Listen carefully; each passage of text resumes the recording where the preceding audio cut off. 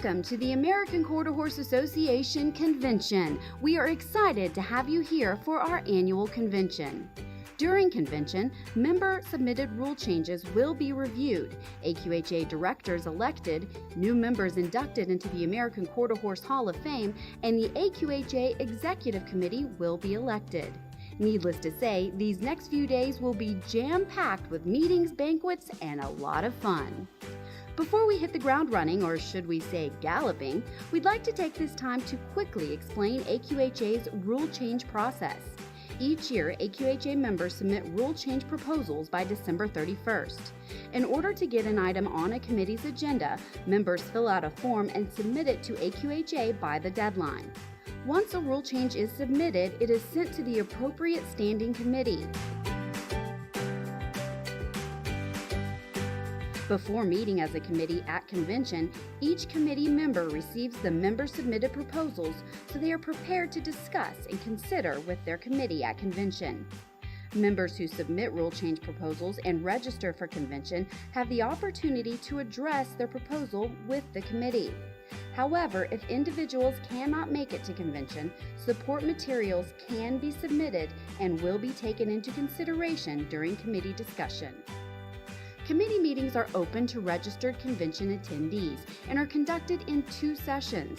A session in which non-committee members can join in the discussion of the committee, and a session in which the discussion is limited to committee members only. Signs will be located outside of each committee meeting informing attendees which session the committee is in.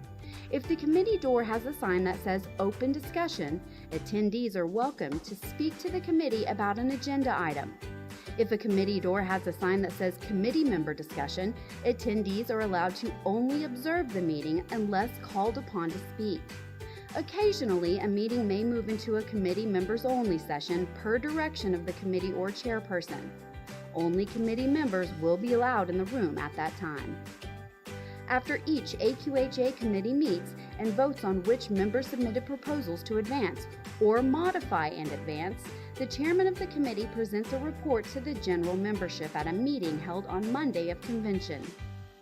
The membership in attendance at the Monday meeting then votes on which committee recommendations to advance or modify and advance their recommendations to the board of directors. The directors are also elected at this meeting. The membership is responsible for voting on the slate of board of directors recommended by the Nominations and Credentials Committee. From there, the board of directors vote on whether to forward the membership's recommendations to the executive committee unless they're about bylaws or rules of registration.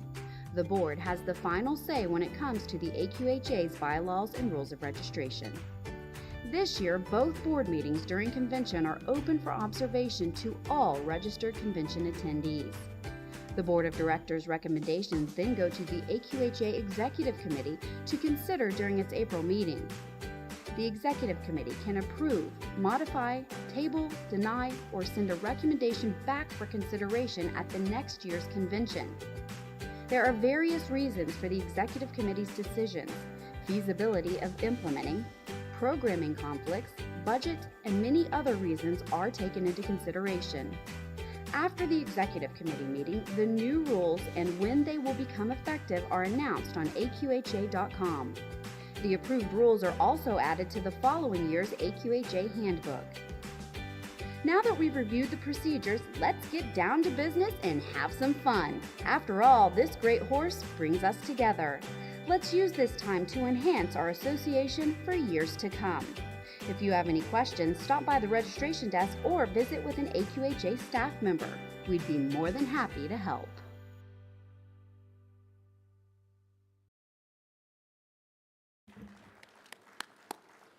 Welcome everyone to the 2018 Annual Membership Meeting and Convention of the AQHA. I would like to introduce you to your president, Mr. Ralph Seekins.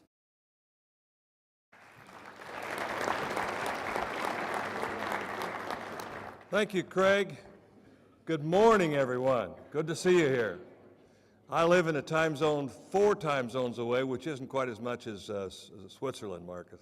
But I'm so glad to be here, and I want to be able to call this meeting to order now and welcome you all here to Jacksonville. I think you're going to find that our agenda this morning is informative and exciting. And at this time, I'd like to ask and welcome the American Quarter Horse Youth Association First Vice President, Kylie Good, to lead us in prayer, and then ask AQHA Vice President Craig Huffines to rejoin us up here at the podium. Kylie?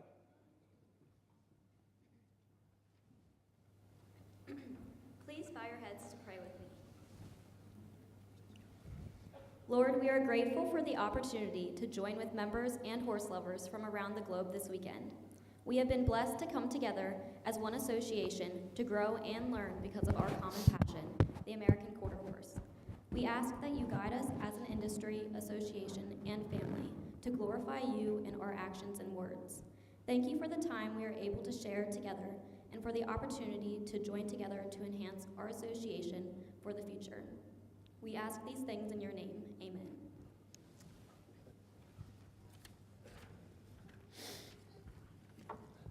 Thank you, Kylie.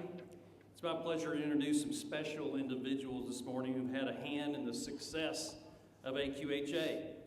First, I'd like to introduce you to AQHA Executive Committee. You've already had the chance to meet AQHA President Ralph Seekins of Fairbanks, Alaska, but I'd also like to introduce you to his lovely wife, Connie, sitting down here in the front, and the whole family. We have daughters Beth, daughter Andrea, and sons Aaron and Ben flew all the way in from Fairbanks. Welcome. Would also like to introduce you to AQHA First Vice President Dr. Jim Hurd and his wife, Dr. Eleanor Green of College Station, Texas.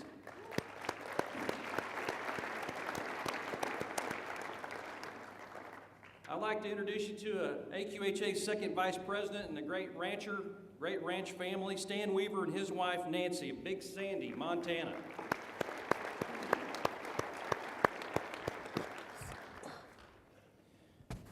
I'd also like to introduce you to AQHA Executive Member Butch Weiss of El Reno, Oklahoma. And AQHA Executive Committee member Norman Luba and his wife, Dr. Lorraine Luba of Louisville, Kentucky. Joining us on stage today is AQHA Treasurer and Chief Operating Officer Trent Taylor and Chief General Counsel Chad Pierce.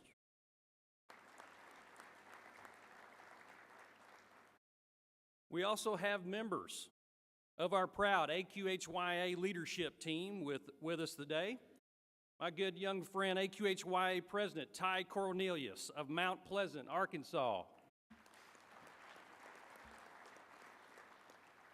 And the lovely First Vice President Kylie Good of East Berlin, Pennsylvania.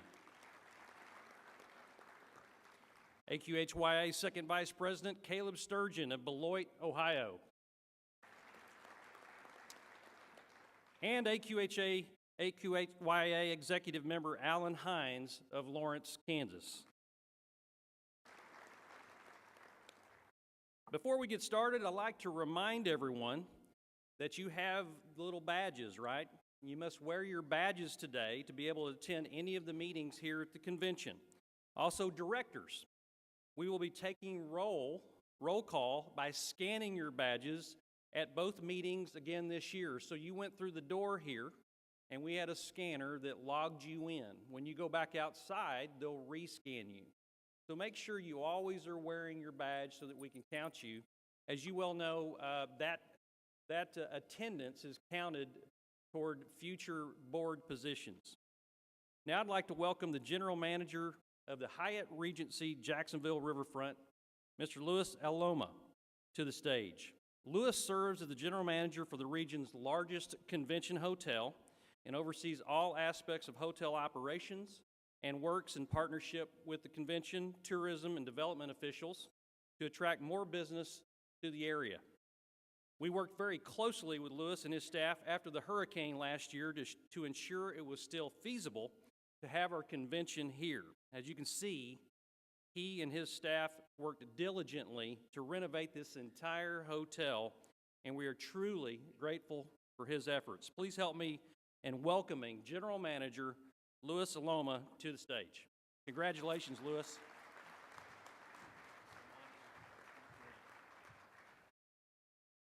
Morning, everybody. Everyone's awake. Good to hear. My name's Louis Saloma. I'm the general manager of the hotel. It's a title that I struggle with. I'd rather have on my business card.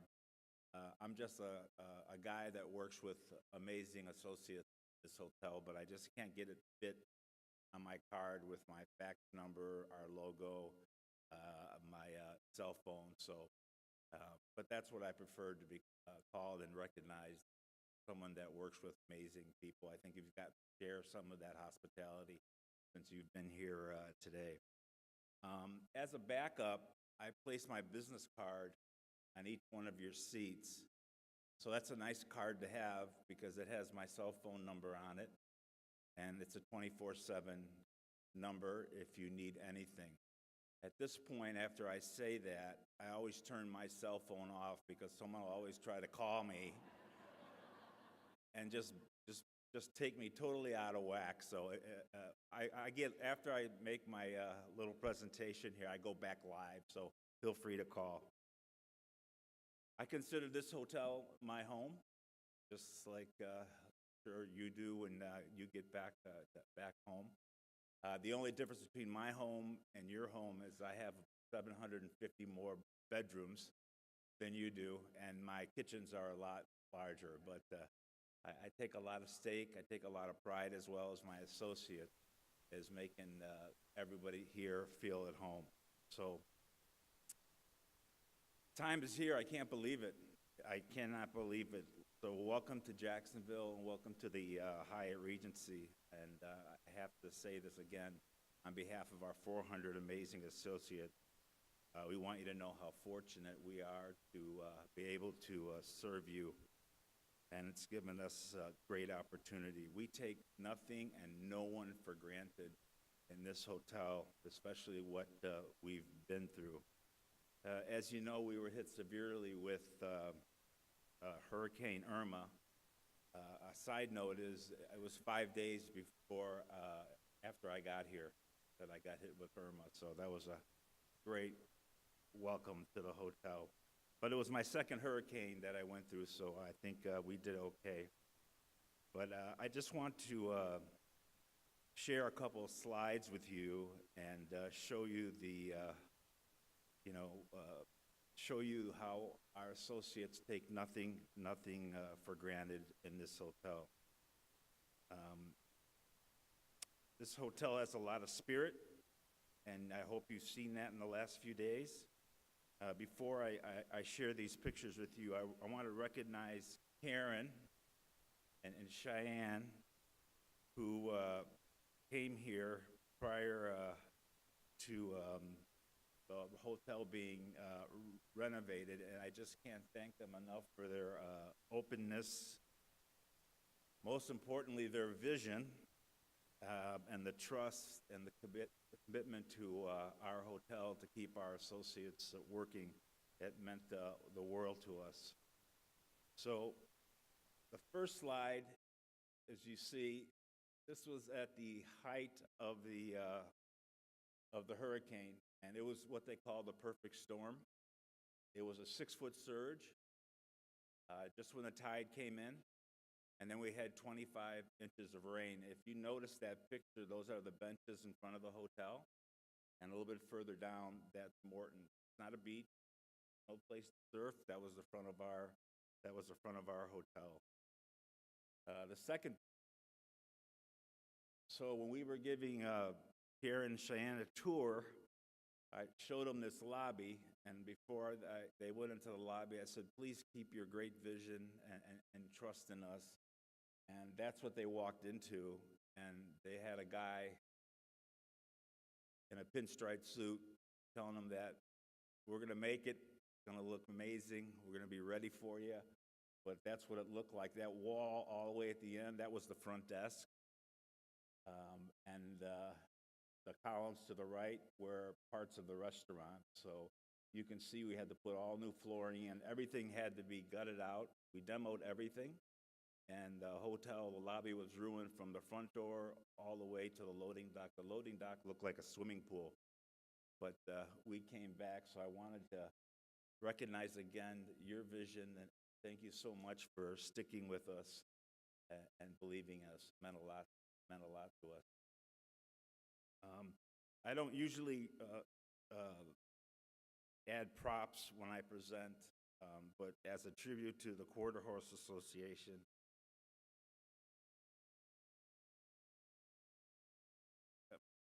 out of here.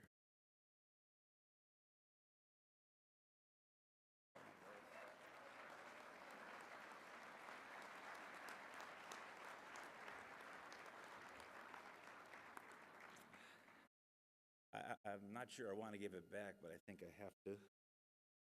But on the bright side, there's so many things that are bright about Jacksonville. It's a great city. I don't know how much you know about it, how much research we've done, but we have amazing beaches here. We have world-class golf courses, entertainment, restaurant districts that are very nearby in San Marcos and Five Points. We have St. Augustine, which is the oldest city in America, with many shops and restaurants, and the location of the Fountain of Youth. Please hurry, as I heard that the youth water is running low, but I'm sure you could probably get it on Amazon if you need to, but I would go there. And then we have the St. John's Mall, which has over 100 high-end stores that if I was a husband or a boyfriend, I would be a little bit scared because there's some really great stuff there. I want to end this by letting you know that we're a family here between myself and the associates, and now we consider you family, and we're going to take care of you like your family. So we're fortunate and we're blessed that you're here, and we're going to take great care of you. And thank you for believing in us. I have a couple of people that want to come out and support what I just told you.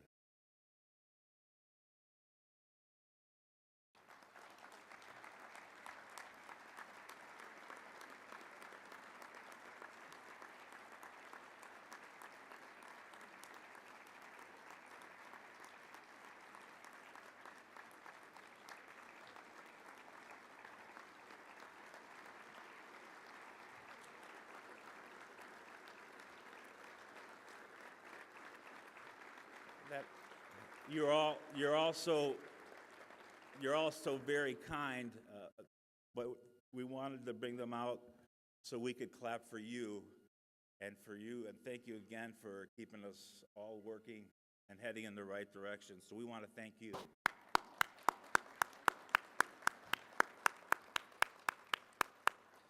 Again, you have my cell phone number. You know where I live. Have a great meeting. And God bless you. Thank you.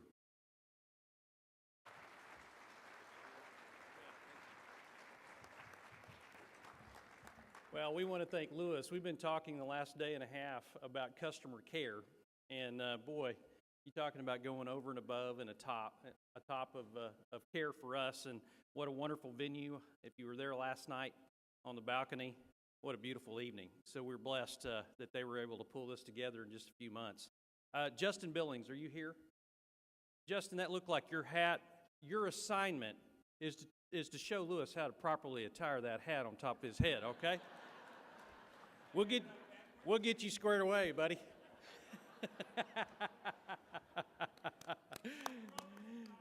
Oh, I love it. I've seen a lot of Chicago members that wear their hat like that, too. Oh, good stuff. All right, at this time, I'd like to invite AQHA Chief International Officer and Chief Foundation Officer, Ms. Anna Morrison, Dr. Anna Morrison, to the stage to recognize the international affiliates present at this year's convention. We've got our best and brightest sitting right up front, and we want to recognize them and take an opportunity to take their picture while they're up here. Anna?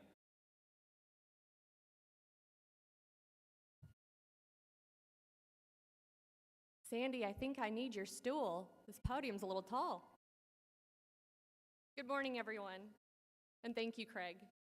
The American Quarter Horse Association is a global organization. We do business in approximately 100 countries around the world. As you can imagine, it's a bit difficult to have an active presence in 100 countries. For decades, the American Quarter Horse Association has partnered with international affiliate organizations to represent the AQHA and serve its nearly 40,000 international members. Today, we are pleased to recognize 28 of our 36 active international affiliates with anniversary awards honoring the years they have committed to serving our association and our horse. Affiliate representatives, my friends over to my left, please remain on the stage after receiving your award so that we can take a group photo at the end. Craig, are you ready? Okay.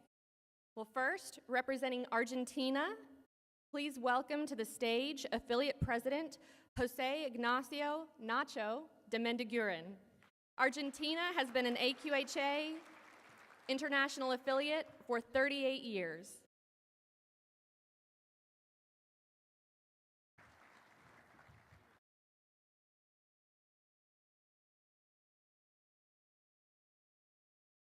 Thank you, Nacho. Stay on the stage. Representing Australia, Nacho. Nachito, ven aquí, por favor. Stay on the stage. Dr. Hurd, what are we going to do with him? That's right. Representing Australia, please welcome to the stage Affiliate President Kim Johnson.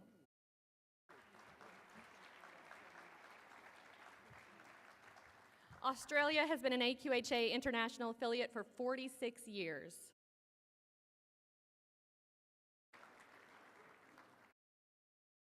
Representing Austria, please welcome to the stage Affiliate President Saadi Eldin Haj Abdu. Austria has been an AQHA international affiliate for 20 years. Thank you, Saadi. Thank you.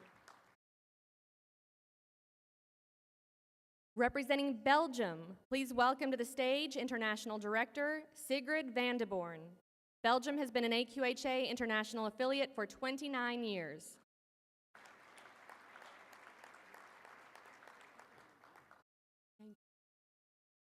Representing Brazil, please welcome to the stage International Director Marcos Sá.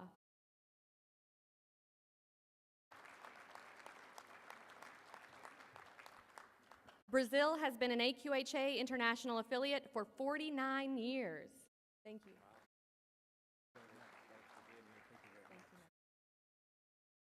Representing our friends to the north, Canada, please welcome to the stage Affiliate President Dr. Wayne Burwash.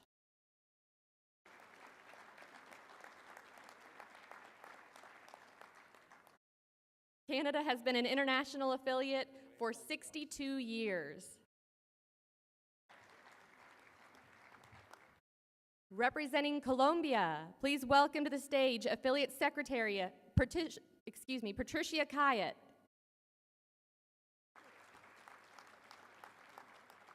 Colombia has been an AQHA international affiliate for 33 years.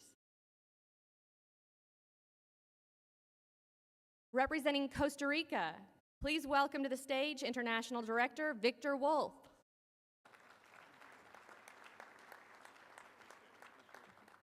Costa Rica has been an AQHA international affiliate for 14 years.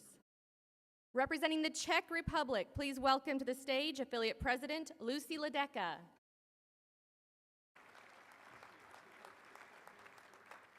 The Czech Republic has been an AQHA international affiliate for 17 years. Representing Denmark, please welcome to the stage International Director Sophie Kronberg Jespersen.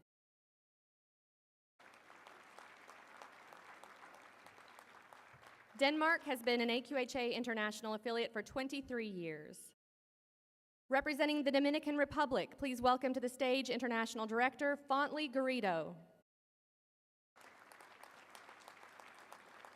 The Dominican Republic has been an AQHA international affiliate for 19 years.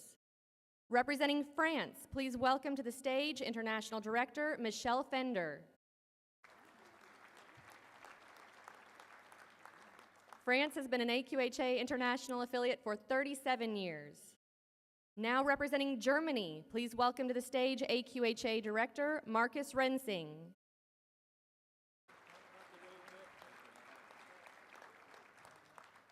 Germany has been an AQHA International Affiliate for 43 years. Representing Hungary, please welcome to the stage Affiliate President Andrew Dren.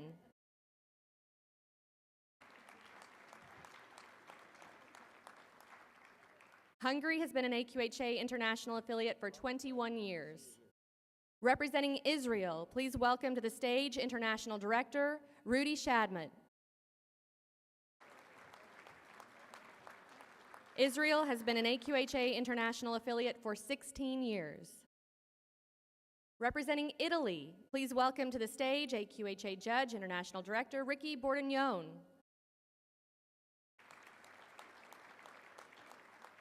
Italy has been an AQHA International Affiliate for 41 years. Representing Japan, please welcome to the stage International Director Shuji Tokita.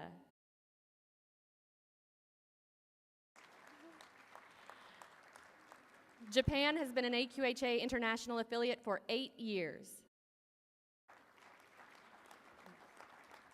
Representing Luxembourg, please welcome to the stage Jim Storrs.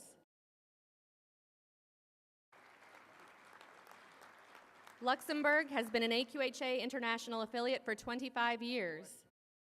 Representing Mexico, please welcome to the stage AQHA Director Antonio Lobato Thomas.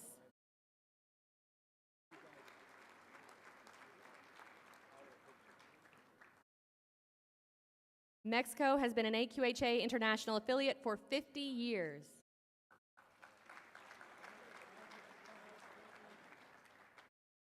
Representing the Netherlands, please welcome to the stage Affiliate President Bert Wiring.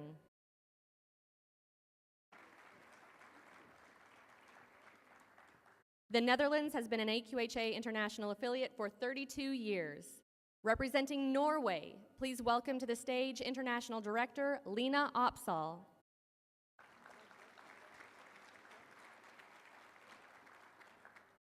Norway has been an AQHA International Affiliate for 17 years. Representing Panama, please welcome to the stage International Director Cynthia Mendez.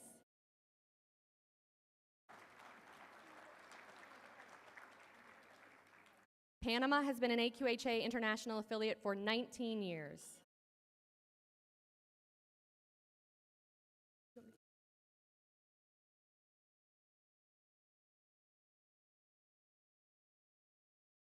Panama.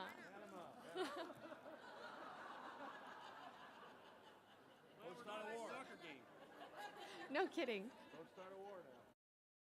Representing Paraguay, please welcome to the stage Affiliate President Juliana Wagner. Paraguay has been an AQHA International Affiliate for 39 years.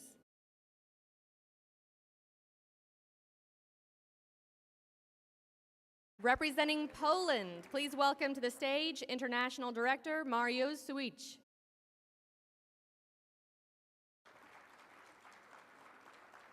Poland has been an AQHA International Affiliate for 11 years. Representing Switzerland, please welcome to the stage Affiliate President Marcus Mueller.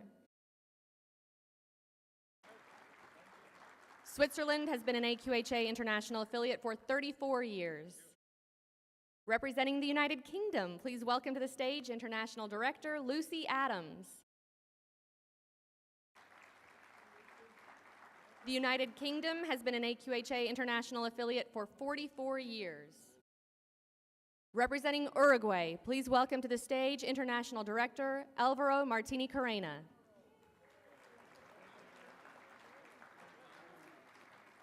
Uruguay has been an AQHA International Affiliate for 38 years. And last, but certainly not least, representing Venezuela, please welcome to the stage Affiliate Director Eduardo Javier Villa Hernandez.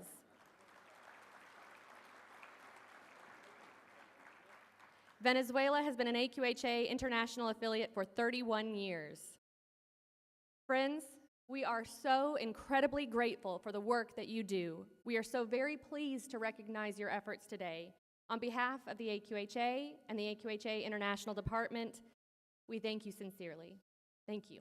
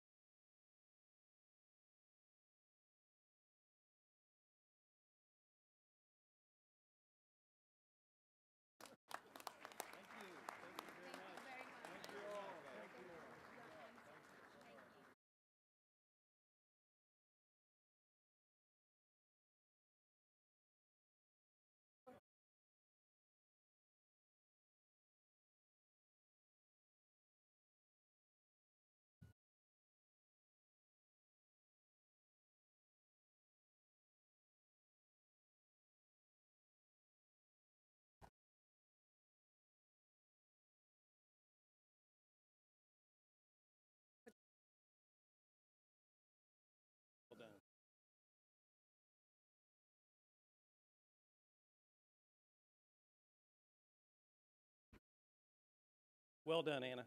Well done, and well-deserved recognition to all of our international directors who put the time in to promote the American Quarter Horse. Thank you, ladies and gentlemen, for your efforts back home. We're honored that you're here. Let's go ahead and do that, yes.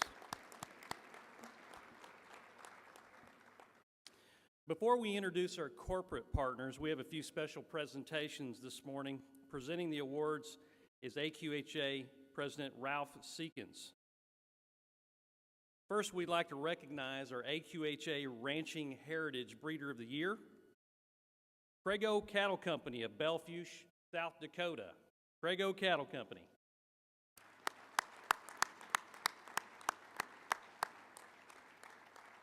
The award recognizes the ranching heritage breeders who continue to uphold the ranching tradition. Craigo Cattle Company is operated by the Craigo family. The Craigo's ranch land was first settled by their family in 1887. Ranching heritage breeders since 2012, the Craigos have bred American quarter horses for more than 60 years. Their horses are not only quality ranch horses, but also successful in the show pen, rodeo arena, and in Zoetis AQHA Ranching Heritage Challenges. Accepting the specially designed awards recognition concepts buckle is Christy Schmidt Craigo. Christy, congratulations.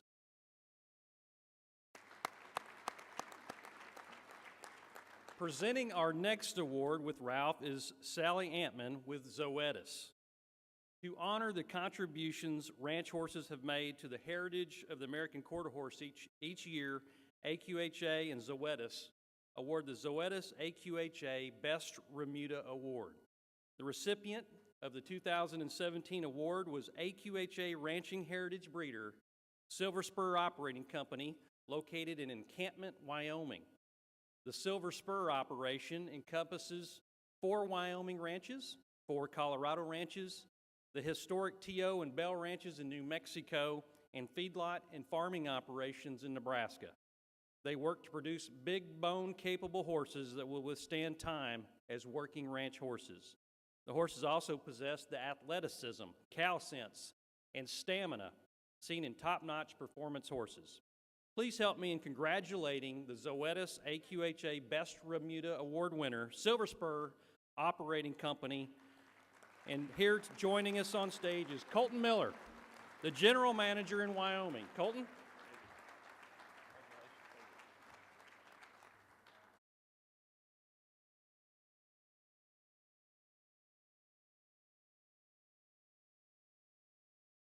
The 2017 Most Valuable Professional Award goes to an individual who is an avid horsewoman and volunteer for AQHA.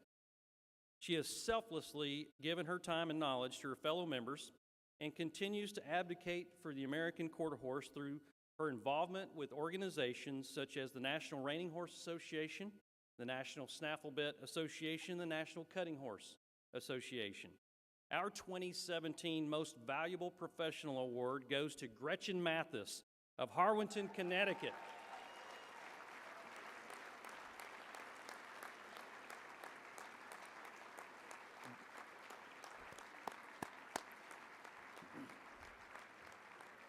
Gretchen, come on down. Gretchen operates Powder Brook Farm and has coached AQHA amateur and youth competitors to world and reserve world championship titles. She is also the current president of the Connecticut Quarter Horse Association and AQHA director for Eastern States and serves on the stud book and registration committees. Regardless of her impressive resume, Gretchen is known in her community as a selfless professional who is always eager to help others. As an upstanding professional in Connecticut, she has made it her mission to support the breed and its members through fundraisers, advocating for the horse, and teaching riders to be better horsemen and women.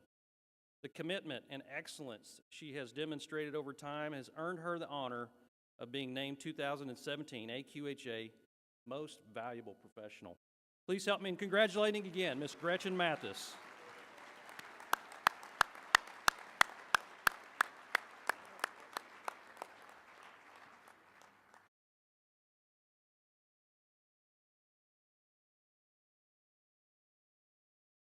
I just want to say thank you to all of you. You're all my friends. And I want to say that I was raised by my dad to work. And I understand it now. And you gain so much when you work and you give back and you have passion for something. It just feels so good. And I encourage all the young people to stay involved and give back to all your organizations, work hard, because it feels great. It's the best feeling. So, and thank you so much for even being considered for this award. This is unbelievable. Thank you.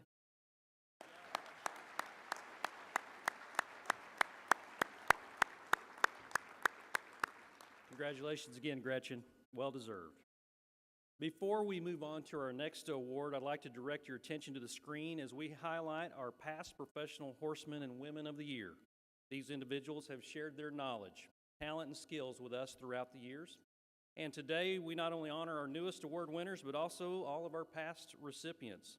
Let's give all of our past professionals of the year a rounding round of applause today as we add 2 more to that list.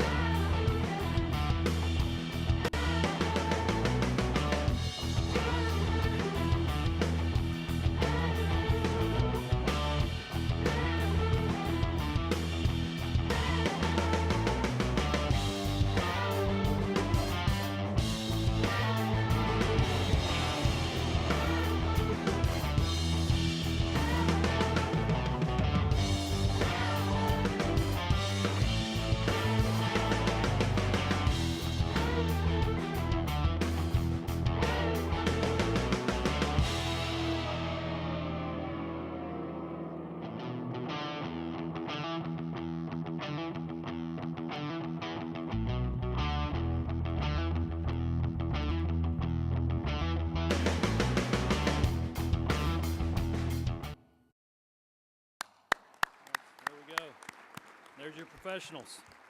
Give our past professionals of the year a rounding applause. Today we had 2 more. We had 2 more to that list. First, our 2017 Professional Horsewoman of the Year.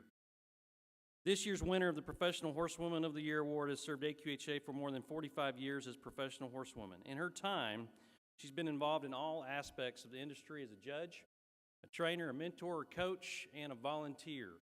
She is the head Western coach for the Arizona State University Equestrian Team and is also a volunteer coach for an Interscholastic Equestrian Association team. Through the years, she has assisted with the American Quarter Horse Youth World Cup and helped format the AQHA Level 1 Championships. One of her passions is to teach amateur and youth competitors about horsemanship and riding in general. Her skills as a trainer are evident in the numerous world and reserve world champions she has assisted throughout the years. As a judge, she holds cards with the AQHA, the National Reining Horse Association, American Pain Horse Association, and National Snafflebit Association. She has judged the AQHA World Show 11 times, the All-American Quarter Horse Congress 6 times, and has officiated 7 international events. She's volunteered for the association as well by serving on various committees throughout the years. This professional horsewoman is a product of growing up with the American Quarter Horse and as an AQHYA member. Her years of work, service, and advocating for the American Quarter Horse have not gone unnoticed. Ladies and gentlemen, please congratulate your 2017 Professional Horsewoman of the Year from Cave Creek, Arizona, Ms. Holly Hover.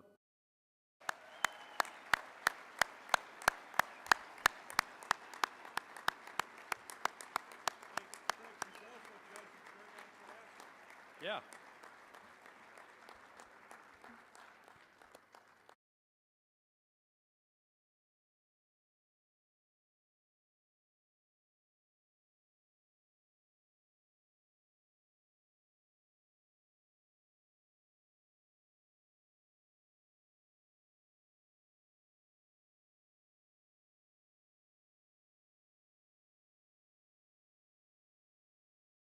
There you go. Congratulations, Holly. Well deserved.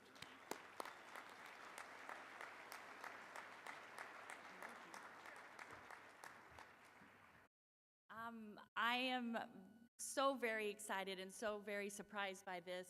My only concern is I'm afraid my picture will not look so young and zesty like my predecessors on the screen. But I do want to say that AQHA has certainly enriched my life in so many ways. I am so grateful. Thank you very much. Thank you very much, sir.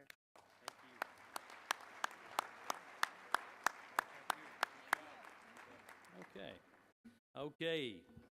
The winner of this year's Don Burt Professional Horseman of the Year Award is a prime example of what dedicated, active AQHA professional horsemen look like. He has been involved with the industry for more than 50 years, as well as a respected trainer, coach, judge, and more importantly, as a friend. This gentleman has trained amateur and youth riders all over the years to be successful and knowledgeable. He has coached champions win at the All-American Quarter Horse Congress, the Ford Youth World, and year-end titles on a national and regional level. Not only has this man received recognition in the arena, he's given his time back to the association as a volunteer. He served on the Professional Horseman Committee, Congress Trail Coordination Committee, and Horse Show Advisory Committee. This man is generous. He's kind, honest, but above all, true to the American Quarter Horse. Would you please help me congratulate a true friend of the AQHA, a professional deserving of this title, and someone we are proud to have in our industry. Your 2017 Don Burt Professional Horseman of the Year is Dan Train of Seville, Ohio. Dan?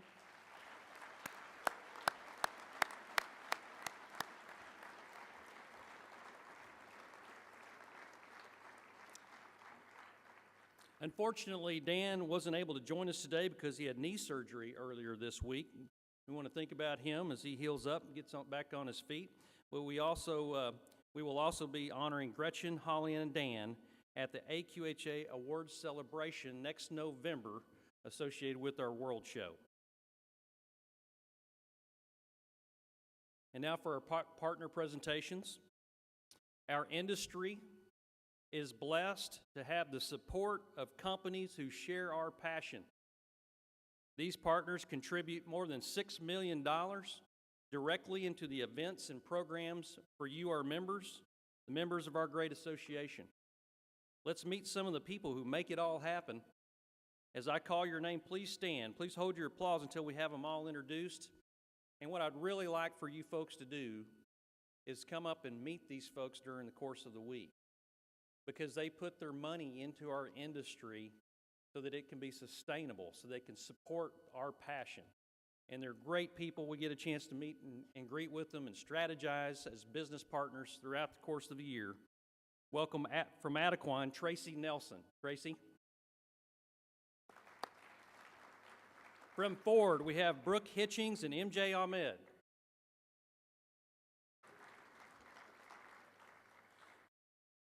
From John Deere, we have Austin Till with us, young Austin. From Lucas Oil, we have Dave Duquette. From NTRA, who manages our program and product mix with John Deere, I have Steve Driscoll with us with NTRA and our Members Plus program. From Markel Insurance Company, Frank Constantini. On the nutrition side of our business, from Nutrina, Russell Mueller. and one of our great animal health partners from Zoetis, Sally Antman. And there they are, folks, our partners and sponsors who were able to join us this weekend. Let's give them all a big round of applause and support for all they do for us. Yeah.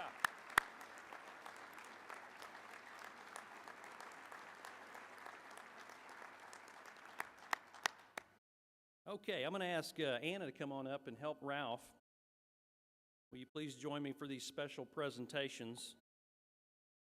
Our partner checks announcements. Since 2000, since the turn of the millennial, Nutrena has been an official nutrition partner of AQHA. Nutrena offers a complete line of feeds designed to provide optimum nutrition for horses as well as their premium pet line, Loyal. Russell Mueller is here this morning to present a check for $15,000 to the American Quarter Horse Foundation on behalf of the AQHA Professional Horsemen's Association. This donation is made possible through Nutrena's sponsorship of the Ride the Pattern clinics at the Built Ford Tough AQHYA, the Adequan Select, and Lucas Oil World Championship shows. Russell, thanks again for the continued support from Nutrena. Bank of America is right behind you, but thank you for Nutrena, for all your pet products, and for the wonderful nutrition that Nutrena represents, keeping our horses healthy. Thank you, Russell. Russell and his wife, pretty good horsemen, too. We get to see them at World Show. Bank of America has been the official financial service provider for AQHA since 1993. Each time you use your AQHA Bank of America credit card or open a checking account, you're not only marketing the world's greatest horse, you're also helping support your association and the American Quarter Horse Foundation. Bank of America's dedication to your lifestyle and to all the programs you enjoy is put on full display this morning. Unfortunately, Lynn Leonard couldn't be with us today, so Carl Mullins, AQHA Chief Publication Officer, will present a check to President Seekins in the amount of $45,000 to the American Quarter Horse Foundation, which is part of their total annual commitment to our industry.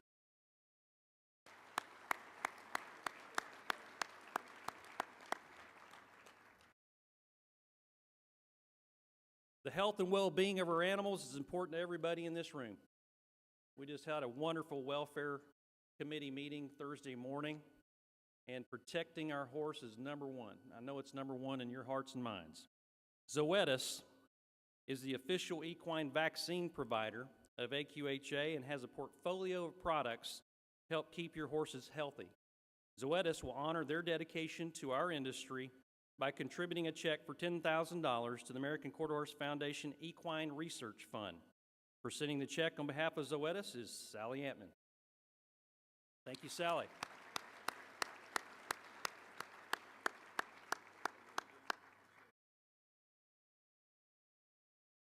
Thank you, Ralph and Anna, for accepting these donations on behalf of the AQHA and our foundation.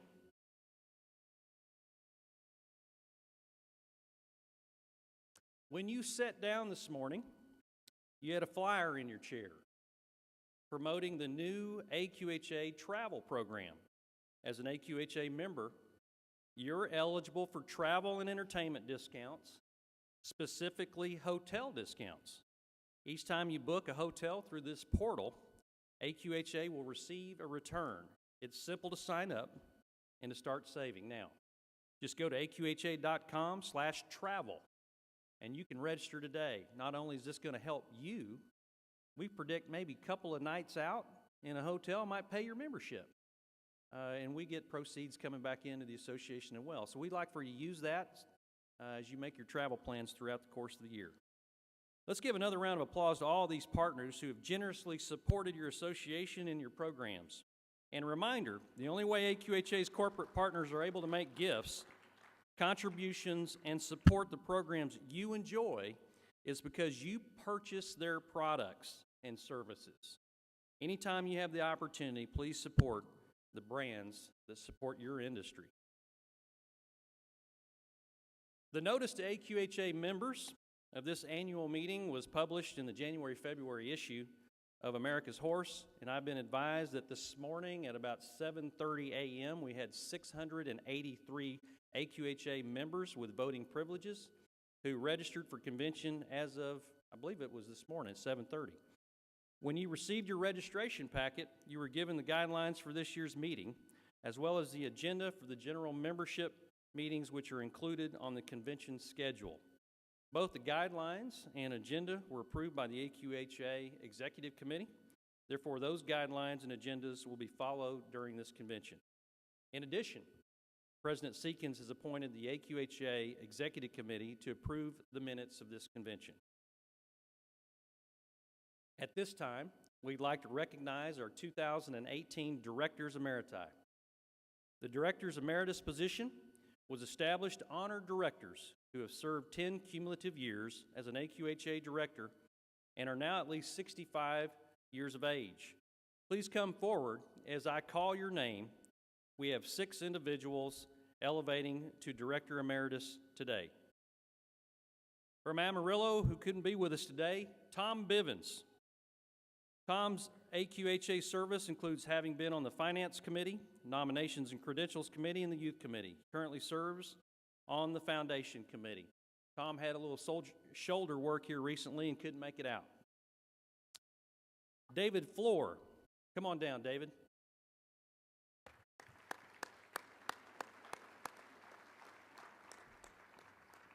David has served on AQHA's Membership Services Committee and the Marketing Committee. He currently serves on the Nomination and Credentials Committee and hails from Columbus, Indiana. Congratulations, David, and thank you for your service.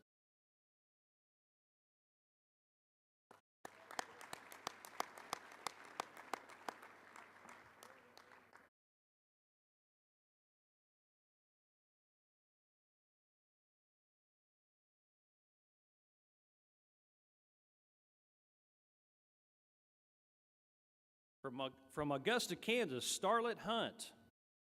Starlet? There we go. Starlet has served on the Racing Committee since 2007. Let's give Starlet a round of applause. Yeah.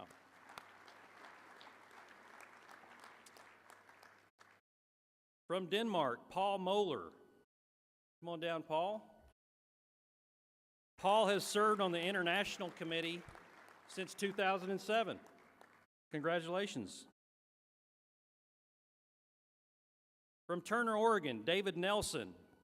David? David has served on the Racing Committee and currently serves on the Nomination and Credentials Committee. Congratulations, David. Well done. From Israel, Rudy Shadmot. Rudy? Rudy has been serving on the International Committee since 2001. 2001. Rudy, thank you so much. And our last Director Emeritus is Dr. Calvin White of Roth, Oklahoma. Dr. White has served on the Public Policy Committee since 2008. Congratulations, Doc.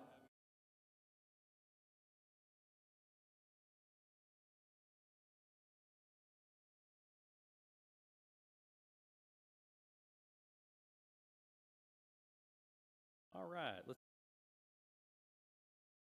let's give one more round of applause for our Directors Emeriti. And now let's recognize our Directors at Large. Please come forward as we call your name.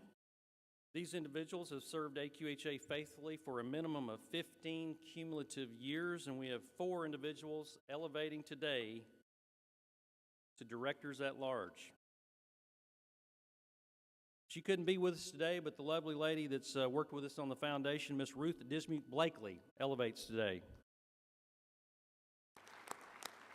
Ruth hails from Edgewood, New Mexico. Alice Holmes. Alice's involvement with AQHA includes having served on the Amateur Committee, the Equine Research Committee, Show Violations Hearing Committee, Show Committee, Professional Horseman, Amateur Committee, and the Show and Contest Committee. Alice is from Goldsby, Oklahoma, and currently serves on the Hall of Fame Selection Committee. Congratulations, Alice.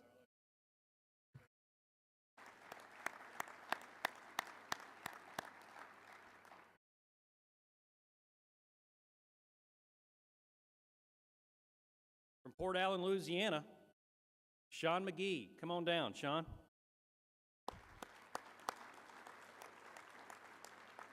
Sean has served on the Hall of Fame Committee, Show Violations Hearing Committee, and the Youth Committee. He also served on the Affiliate Council. Sean currently serves on the Stud Book and Registration Committee. Congratulations.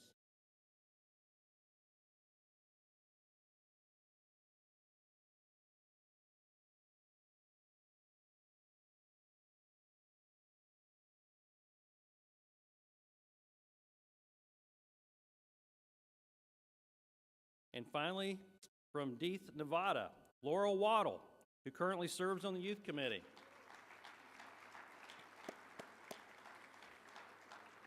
Laurel has served on the Hall of Fame Selection Committee, the Nominations and Credentials Committee, Show Violation Hearing Committee, Stud Book and Registrations, and the Show Council.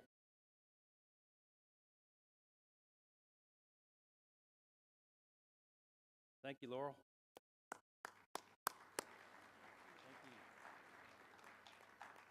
Once again, congratulations to each of you. Thank you for all you have done, for all your hard work, your commitment, and commitment that you continue to give to AQHA. Let's give another round of applause for our directors, emeriti, and directors at large.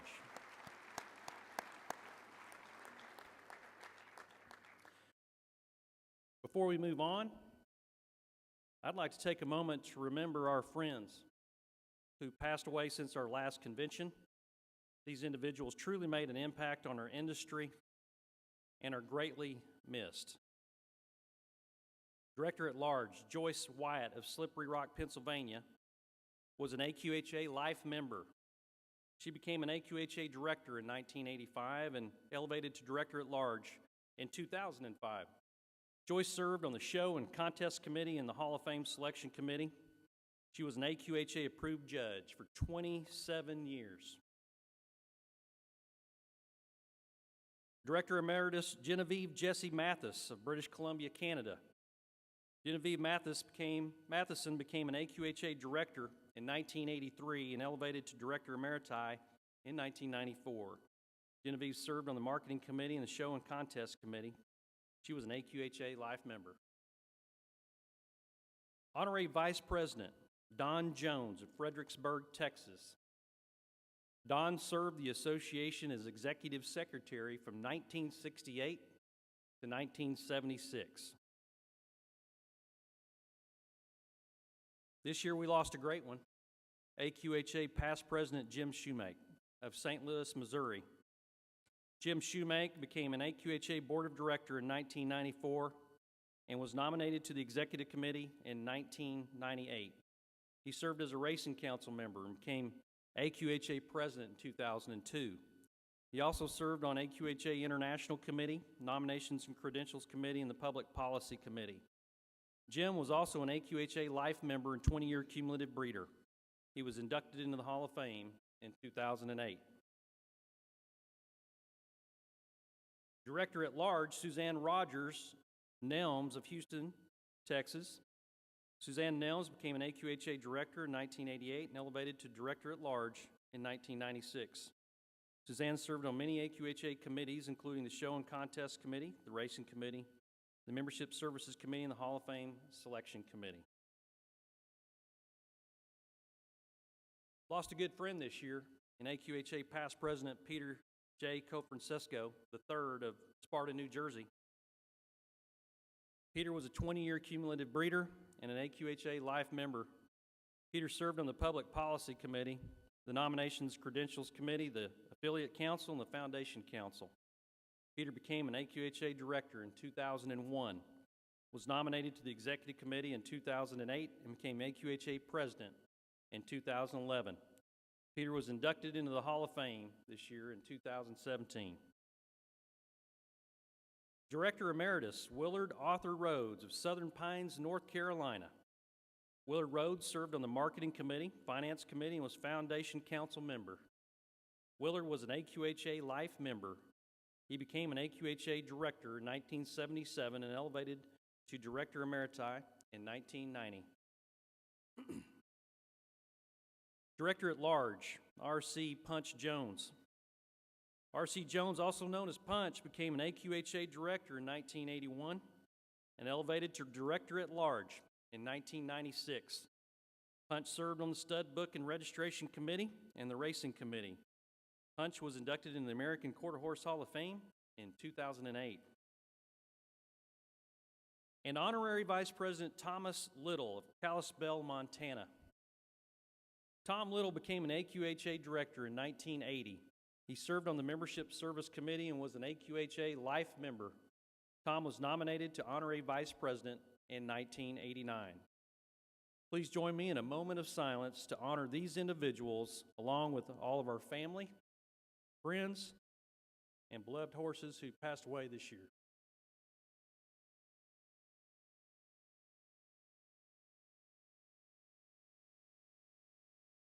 Thank you very much. As you all know, the youth are the future of our association. At last year's Ford Youth World, our officers created a special video to share their goals for this year. And I wanted to take this opportunity to share these goals with you. So could we play that little video clip?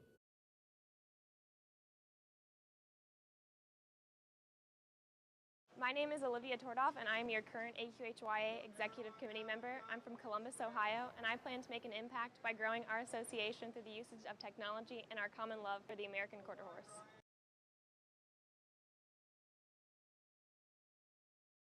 Hey everybody, my name is Alan Hines, and I'm from Lawrence, Kansas. I'm one of the new AQHA executive members. This year, my goal is to reach out and make an impact to other associations and create mutually beneficial working relationships with them.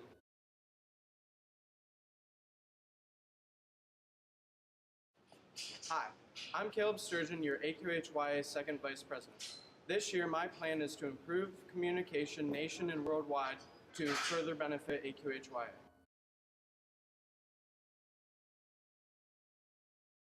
Hello, I'm Kylie Good from East Berlin, Pennsylvania.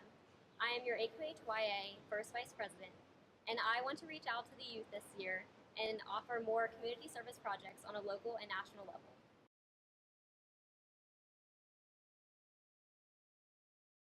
I'm the new AQHY President, Ty Cornelius from Mount Pleasant, Arkansas. This year I want to work with the team to reach out to all disciplines of the horse industry to get youth more involved.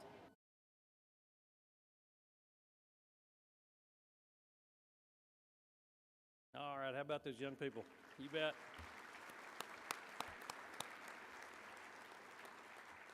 At this time, I'd like to welcome AQHYA President Ty Cornelius to the stage for your youth report and to explain what the AQHYA Executive Committee and youth directors have done to achieve their goals as the leaders of AQHYA. Ty? Thank you for welcoming me here today. I'm so proud to serve as the 2017 through 18 American Quarter Horse Youth President. I'm a third-generation American Quarter Horse enthusiast. Like many of you, I am thankful for my family's deep roots in AQHYA because it led me to my involvement and it shaped me into who I am today. I am so honored to be here today to talk about AQHYA and how we're reaching out to tomorrow's future leaders on behalf of the association. I'm also fortunate to have three of my fellow AQHYA Executive Committee members here. First Vice President, Callie Good. Second Vice President, Caleb Sturgeon. And Executive Member, Alan Hines.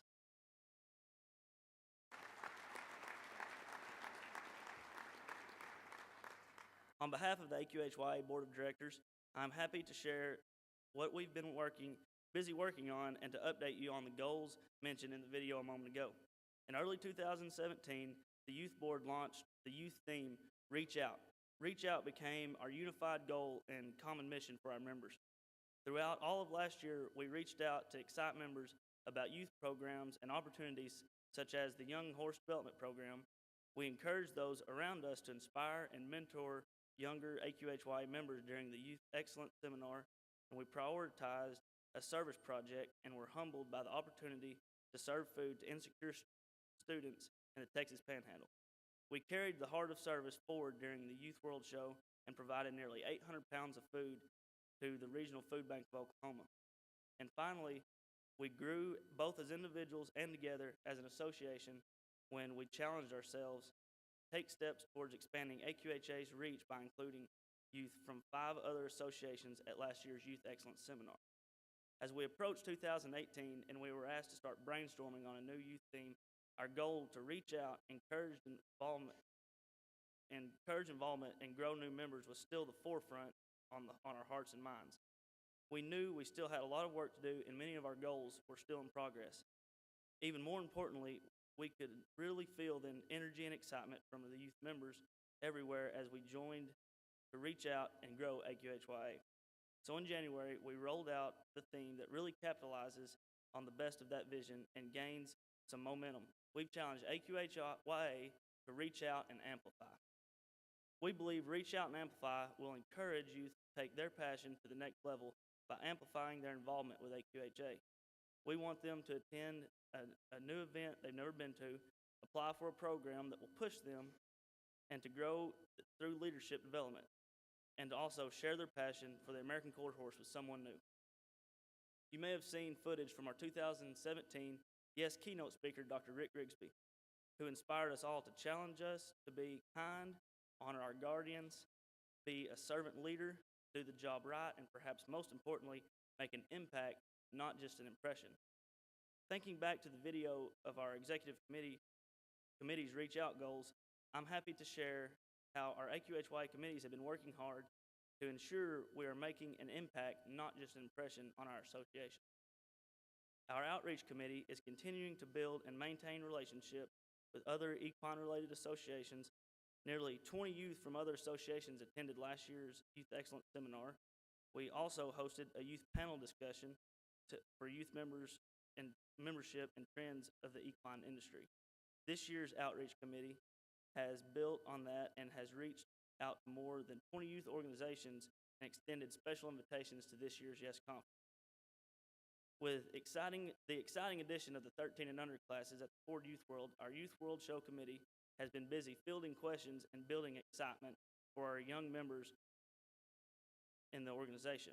The Youth World Show Committee and Community Service Committees are also teaming up to bring back another service project this year's show. I've been fortunate enough to spearhead the Community Service Committee this year.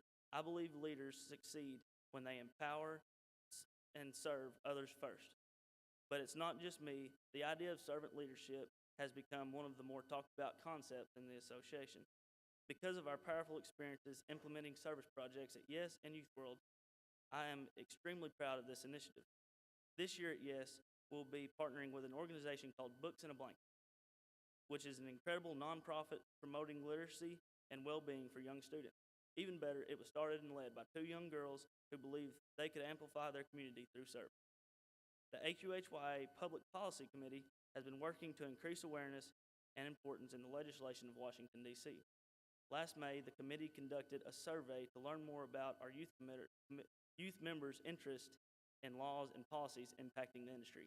Nearly 80% of the survey respondents said they wanted to receive more information from AQHA on this policy. In an effort to educate this group, a Public Policy Committee has been working on outreach efforts such as creating a newsletter and hosting the very first AQHA Public Policy webinar. And last but certainly not least, we want to share that our international committee is getting excited for the AQHA Youth World Cup that will be held in College Station this summer. The committee has been in contact with the team managers and coaches from the 19 countries and that will be represented at the World Cup. And additionally, they have been contacting international youth affiliates from around the world to strengthen and improve communication. I'm so proud of the diligent work of our leadership team, and I can assure you that we won't ever stop working hard for the American Quarter Horse Association. And as I've been asking the Youth Board, I'd like to ask each of you, how are you reaching out, and how can you boost your impact? My hope is that each of us walks away from this convention thinking about how we boost our impact, transform, and build the future association into what we all envision it. Together, we can reach out and amplify AQHYA. Thank you.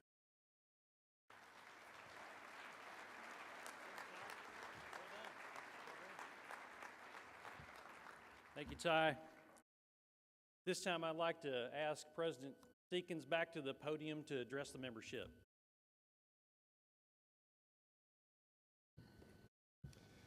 Thank you, Craig.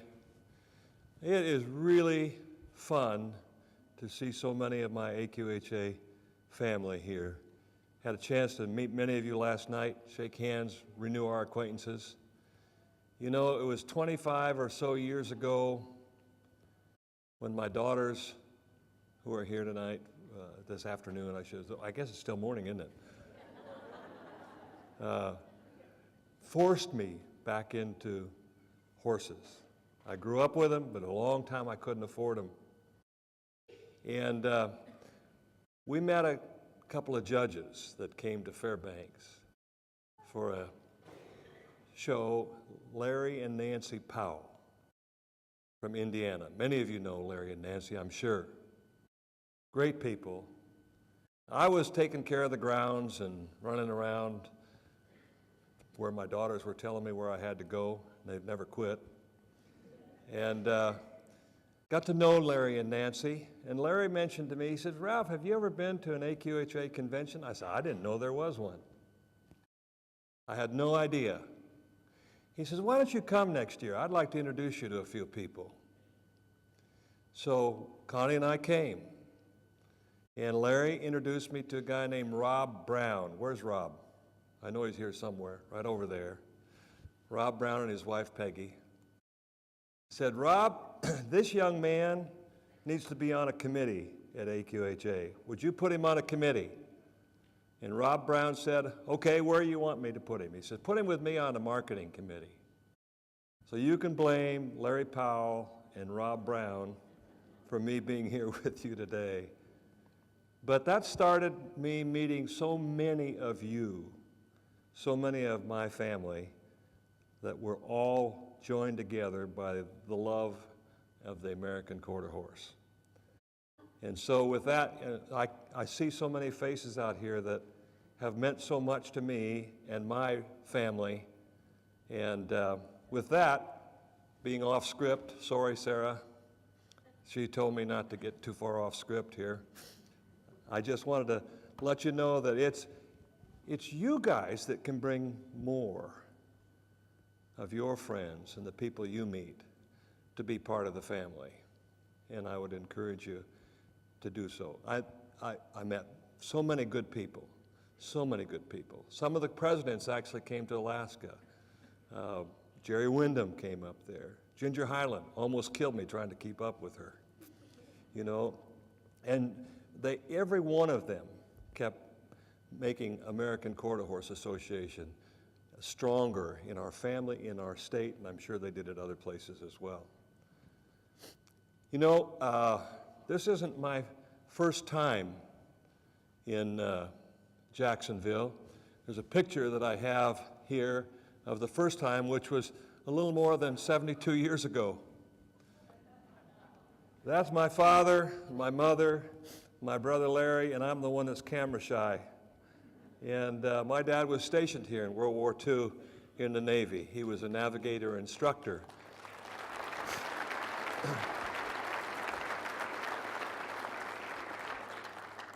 And so we lived here for a while. I don't remember much about it, but it's a pleasure to be back to Jacksonville. You bet. You know, it's been a real honor for me to be able to be a director, a committee chairman, committee member of the executive committee, and your president of your association. You know, I don't remember ever being a part of any organization that I have had more love and appreciation for than this one, and that means you. You know, I also want to introduce a little bit more thoroughly this lovely lady that's sitting here in the middle of her 4 kids. My wife, Connie, who I've been married to now for 48 years, 5 months, and 28 days, but who's counting?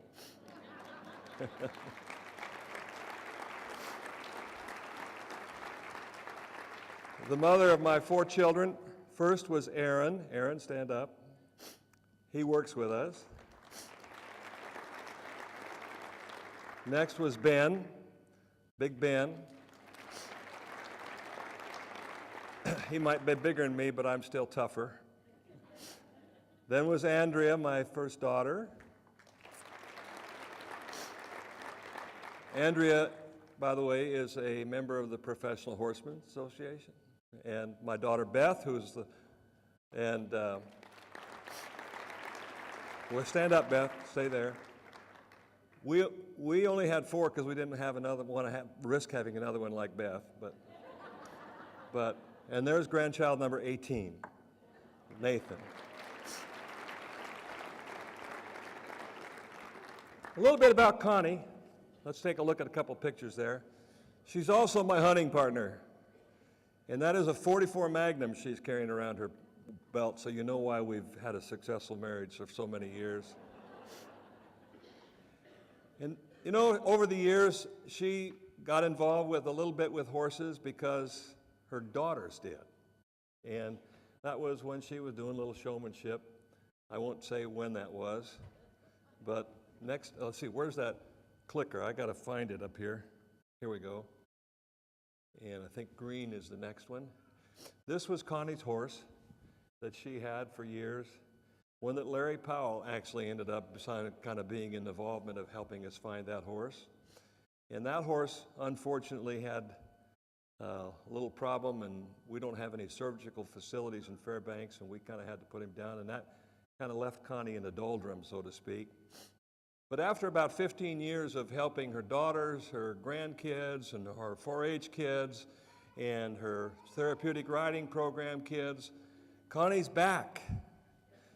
You know, this is her year now, and she just had her first experience at the Silver Dollar Show driving, and you know, Kevin Dukes is helping her. I don't dare say a word except that was really great, baby. You know, and she took 2 firsts, 2 seconds, and 2 thirds, or something like that. But she was reserve circuit champion with driving her first time out, and I was so proud of her and so thankful to Kevin.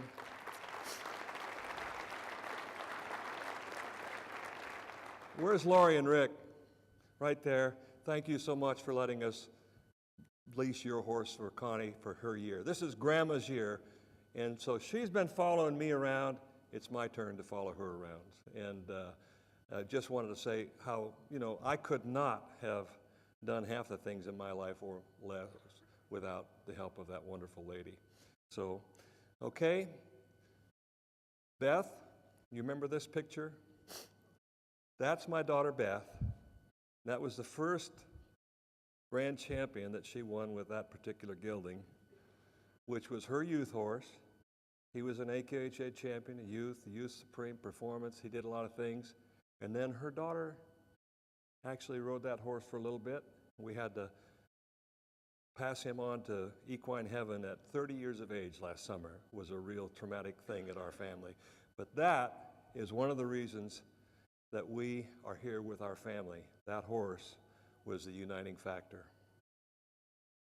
You know, let's talk about AQHA a little bit, shall we? What are we? And how are we doing? You know, you saw this morning, and everyone here knows that we're a worldwide organization. 100 countries that we do business with. Now, there are American quarter horses out there and American quarter horse members that are out there in 100 countries. Think about that. That's more than 250,000 members worldwide, but probably, as you saw yesterday with what Craig put on the screen, probably about 1 million or 1.5 million people who are associated with us in various ways across the world. And that's a huge impact. I don't know another organization that has that kind of an impact. And over the last 4 years, so since we've last met as well, I've had the opportunity to meet folks from all around across that world. Some of you guys kept me safe in Switzerland and Germany, in Arkansas, in Arizona. Everywhere I went, there were people that were saying, no, don't go there, you know. And I had a chance in Switzerland recently. We went there a couple days early and we visited some facilities. We saw horses and barns, people of all kinds, people who had nice, great facilities and people who had horses in their front yard. But again, it was all that big American quarter horse family that we got to meet and got to sit down with, have coffee with, find out what their dreams were, find out what they had. We know we found out there's so many owners, there's so many horses, and there's so many different dreams. So with that, I'd like to just show you just a quick slideshow of some of the things that horses and people that we've met over the last year. Most of these pictures I took myself, so they're not that great, but I want to just show you a little bit about some of the folks we met in the different disciplines. World Show, of course, I love watching those barrel racers. You notice, Dave, that says Lucas Oil up there? I got the sponsors in the background, but you know, we had a lot of fun watching them. Reiners, pleasure horses, working cow horses, cutters. That's a real athlete, isn't it? Jumpers. That horse was a rescue horse, by the way, that came back and became a world champion. What a great story that was. My friend Lainey, where are you? I know you're here somewhere, back in there. I always loved watching her jump, said, man, I don't know how that girl does that. I don't know how she stays on over those things. She inspires us. Race horses at Prairie Meadows. You know, I think that was when she won a trail, wasn't it? Trail World Championship Select. She's here somewhere too, isn't she? I think so. This is one of my favorites. That's a young lady, Region 9. She won the ranch riding contest class there. Little ranch riding there. Our current world champion in ranch riding. Couple of young people with their horses. This is where it starts, folks. Little performance stallion, performance halter, regular halter, Jeffrey, more halter. Charlie, I think you're here somewhere with driving, showmanship, trail, roping. That's at Stan Weaver's sale in Great Falls, Montana. Billings at the Nile. You know, this is a sale, doesn't look like the one that we saw over at Ruidoso, but that guy, can you tell he was proud of that horse? You know, he liked that, he raised that horse. Little kids with big horses. You know, trying to figure out where to put that other foot. If there's anything I love, it's little kids and getting pictures with them. That's that 30-year-old horse with my granddaughter, her mama's horse. You think that there isn't a relationship there? Isn't this what it's all about? The Indiana quarter horse princess, you know? There's a 4-year-old riding a horse that was an AQHA champion, an amateur champion.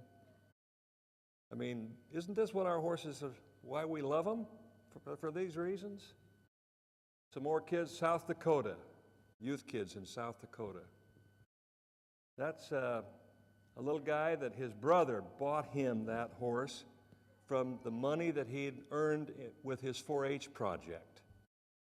He said, I got a horse, my brother needs one, took the money he had, went to the sale, bought that horse for his brother. What a story. You know, that horse is a big deal to that kid. Little guy looking for a rope horse.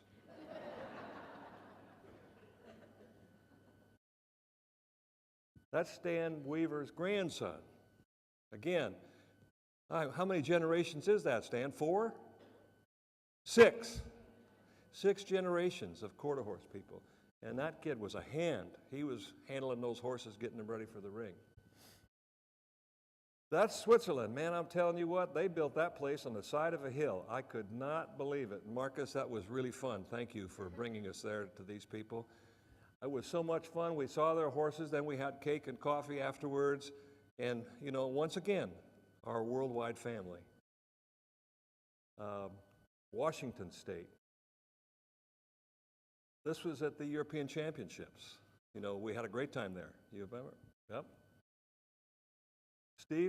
Steve was kind enough to we were at the Houston Rodeo, and he got us in the big grand parade where everybody was going around there. We got to meet a lot of people. Jim was there and Eleanor was there. A lot of people it was a great horse show and a great rodeo. We really enjoyed being at Houston. In Canada, that's one of my neighbors to the south, you know.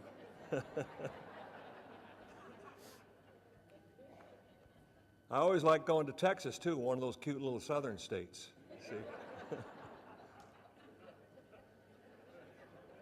That's me and Stan. We got in Pierre, South Dakota and couldn't get a flight out. We had to rent a car and go for a road trip. That was quite an adventure. We had a great time, though. Stan and Nancy and Connie and me, you know. Here we go. This was at the Lucas Oil World. Now, this is the Secretary of State for the state of South Dakota. She was there and was kind enough. She's a ranching family, you know. Again, even politicians can get into the horse world. There you go, Marcus. There's that's his front yard. That's not his backyard. That's his front yard. His house is in the background. And 4 horses there. What a pleasure to be able to see that and see right there.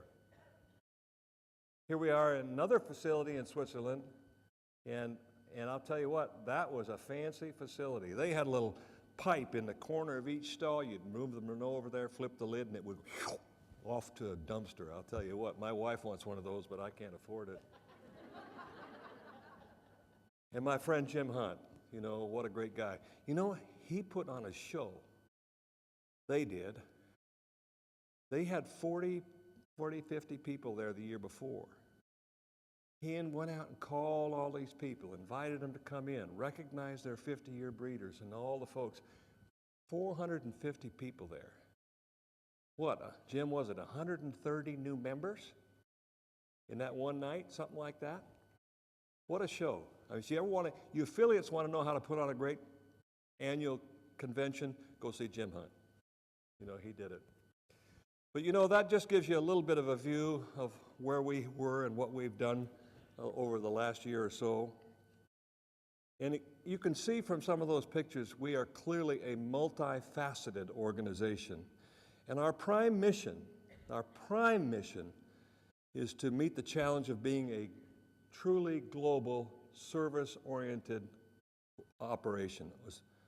And we're working diligently toward that. You know, I have seen so much effort on the part of the staff and the executive committee and all of you out there to meet that and to improve. Now, being a Ford dealer for the last 40 years, ladies, and having taken a temporary job to get Connie through nursing school 48 years ago, which I'm still doing as a temporary job, I guess, that there's a term that we understand, and that's Customer Service Satisfaction Index, or our CSI. And you know, our CSI needs to improve. We know that. We can do better. And with your help, we can be better. So it's important here that we listen. That we listen.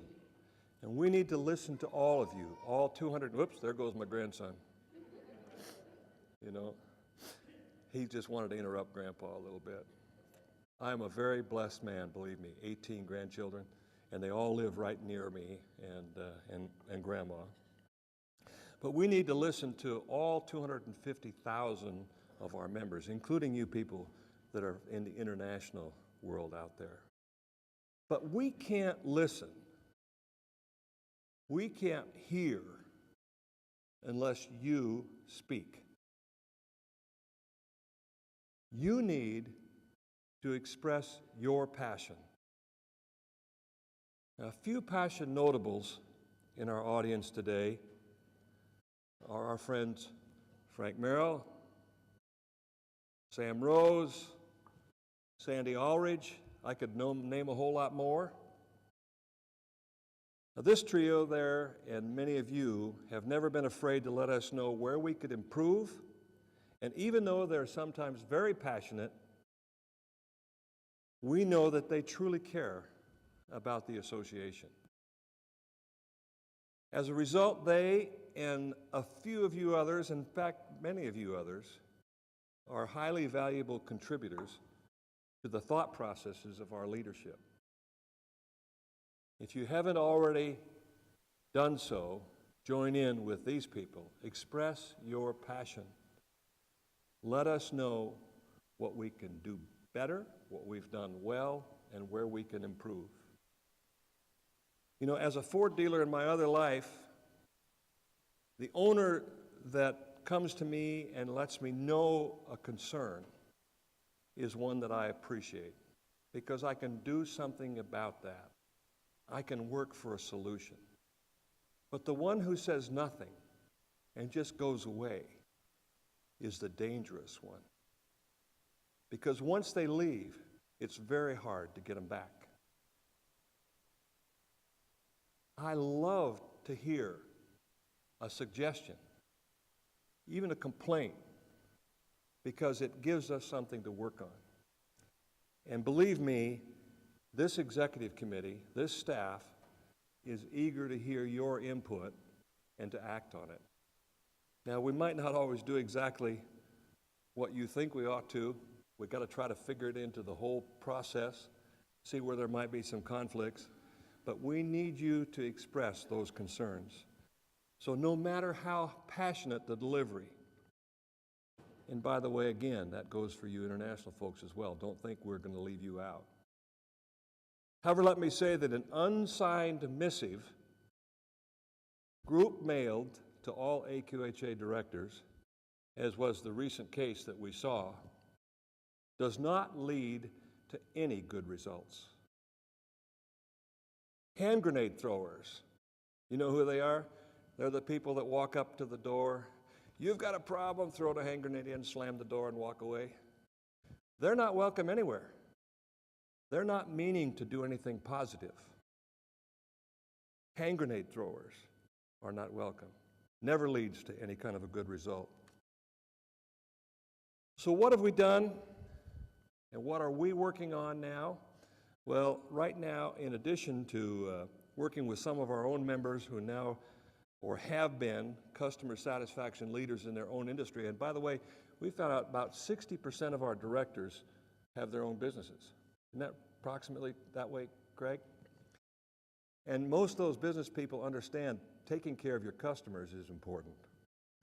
So we've talked to some of our leading business people in our own community, and we brought in a consultant who has a great track record of working with corporations that, just like us, wanted to improve our CSI.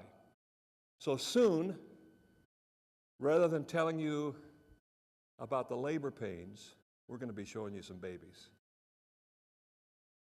That was the first dealer I ever worked for, came to my desk and said, "What are you working on, Ralph?" I said, "Well, I got this going, this going, this going." He says, "Mr. Seekins, don't tell me about the labor pains. Show me the babies." And we're going to do that. We've got some things coming that you're going to be really excited about. We know, by the way, that an 8 to 5, 5-day-a-week business in Amarillo, Texas, does not lend itself to meeting the needs of our national membership, much less our international membership. We know that. So we're going to be working on that. Craig's got that on right in the middle of his scope as he's looking down the line. How can we do that better? We know that our antiquated dinosaur era computer system isn't adequate. Now, there's so much data and there's so much activity coming in that we can't get it entered, packaged, and back to you, our owners, in a timely fashion, if sometimes even at all. And we know that a vital part of being able to meet that challenge is our new computer system, which is a $6 million project, and it's so near. We hope to flip the switch on that before this convention.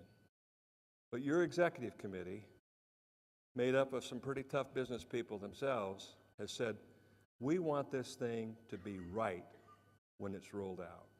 We want to check, double check, and more to make sure that this thing is going to meet what we're telling you it's going to be able to meet before we flip that on switch. So this system, which is nothing like it in the equine world anywhere, is going to, and we're not using it as an excuse, now it's a promise. It's right there on the horizon, and we'll be doing that. So, hand in hand with that new system, you already saw some of our website and how that's going to come together. And you know, that system is designed to be able to meet your needs, get the information you need. We're going to be able to do things, some of you saw it earlier in the convention, but being able to do things like, let's say, register a horse online, transfer a horse online, real time, right now, get it over with, get it done. Not have to worry if you got a registration coming that, do you have it before the show starts or the race starts? So we think that's going to be there. So by mid-year, we'll be more able to timely and accurately package that information, get it back to you, and do it in a fashion that you're really going to, I think, appreciate. So then we need to develop some other things that we're working on, like how do we communicate with each other? How do we let you communicate with each other so that you can find ways to make the experience of owning a horse, whether it's a world champion or a backyard companion, the best that it can be. Other challenges like animal welfare, breed integrity, drug uses, fees, structures, judge education and accountability, and more have risen to higher levels of effort than ever before. And many of you are active in helping us consider those challenges and thereby helping find solutions right here at this convention and at other times during the year. So let's look at an example of how we can all work together. By the way, this chart gives us some facts that are very interesting to us. One of the things that we look at, there are two classes that we're looking at here. One of them is our Western Pleasure class, the other is our Ranch Riding class. And we've seen a decline in the participation in our Western Pleasure classes. And we've seen a huge increase in our Ranch Riding classes. Now, it tells us that we need to look at these classes, both one because we got a little problem there, and the other one because it's a very successful class and what makes it so. You know, and again, as a Ford dealer, if my F-150 sales showed that kind of a trend, I'd be trying to find out why, who's getting them away from me, and what am I going to do about it. And so as a result, I have an ad hoc committee that was put together at the World Show that said, we're going to look at what we can do to bring this back to its glory on the Western Pleasure side. Charlie Cole's the chair of that. People are working on that to find, okay, what can we do to improve that participation there? On the other hand, we go over here to the people on the ranch riding and say, why do you like this? What is it about that has attracted you? And some of these people that are in the red came out of the blue. And why did you go there? What was the reason for your migration? So that we can understand, okay, what's appealing about that? Some of the things we find out, they really like a scorecard. They love having a scorecard because not only are they competing against other people, they're competing against themselves to see if they can do a better score than they got the last time out. And you know, there's a couple things like that. But in every case, we're turning to the people, the stakeholders, and saying, okay, here's what we see. How can we work together to do something about it? Or can we, in the case of ranch riding, We have a ranch committee, a ranch horse committee that looks at that and says, okay, what can we do to even improve this, but within the boundaries of the original intent of what the class is. We don't want it to morph into something else, but can we improve where we go with that? What attracts people? Why do they like it? What causes people to leave somewhere else? Those are the things that we need to continue to work on together. So, much of the data that we have, that we look at, comes from folks like you. You know, I quoted this earlier. I'm going to read it again if I can. Oops, have I gone back away from that? I want to read this.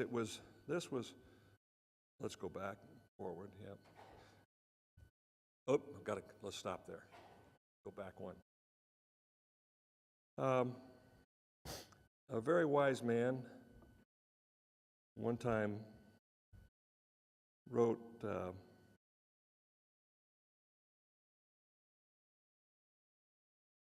little couple sentences, and then a friend of mine in college helped write the commentary on this.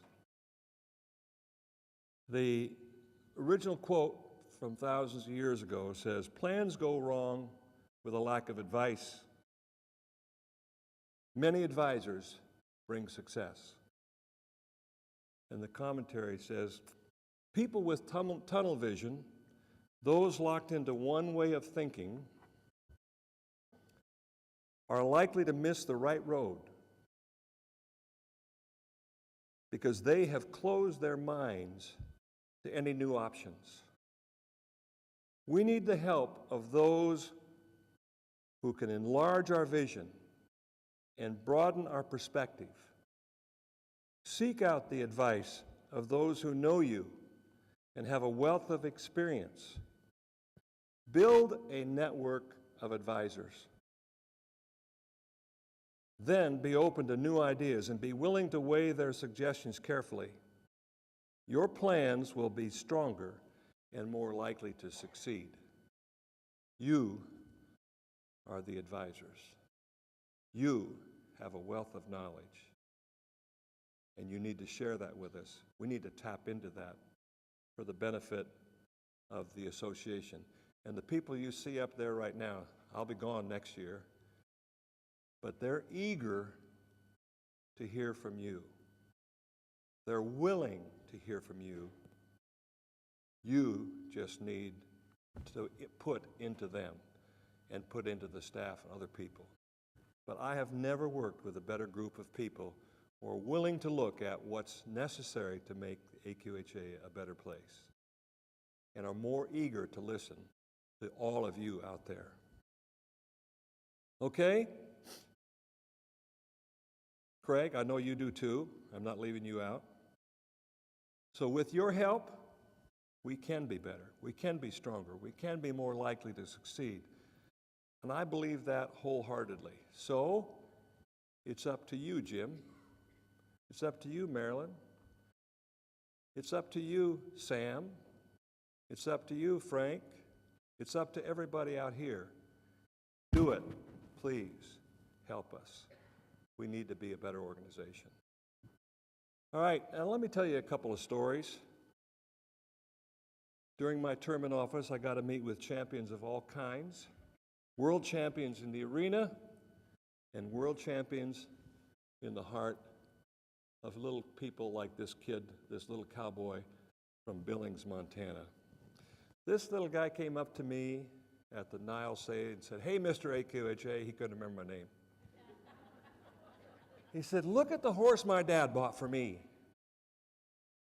He was so proud. He's pointing right to the picture. "Look at the horse my dad bought for me." You know, I was once told that the definition of a person's best friend is someone who helps us be better and stronger as a man or a woman. Now, we all have those special someones in our life, someone who inspires us to be stronger, braver, kinder, and more unselfish. In my life and in my experience, horses do that. And I bet that the horse that Dad bought for this little kid right here, this little cowboy, will make him a better man. I'll put odds on it. We've seen a huge difference that's made in the life of people by horses. Special needs kids, for an example, with the therapeutic program. People suffering from PTSD. Think of the examples in your own life.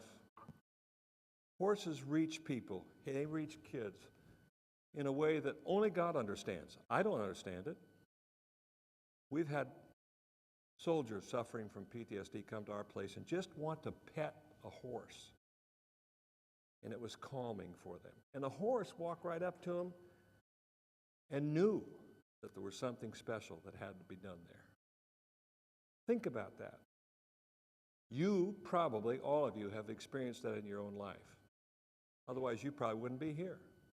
What other reason do you have to be here? My mom recognized that the passion in my life, she had little, pretty early in my life, she had little plastic cowboys and horses on my 5th birthday cake. She knew that this 5-year-old boy idolized those cowboys and their horses. And it was pretty adequate. We had just moved to Cody, Wyoming. My dad had finished his degree at the University of Wisconsin on the GI Bill of rights after World War II. And when I was 8, my Christmas present was a bridle. Had a Western bit on it. I pretty soon figured out that a horse came with that. I was a little confused at first. But I had a horse that was a retired ranch horse from a ranch in Cody, Wyoming. He was too old to work on the ranch anymore, but he was old enough to teach a kid how to ride.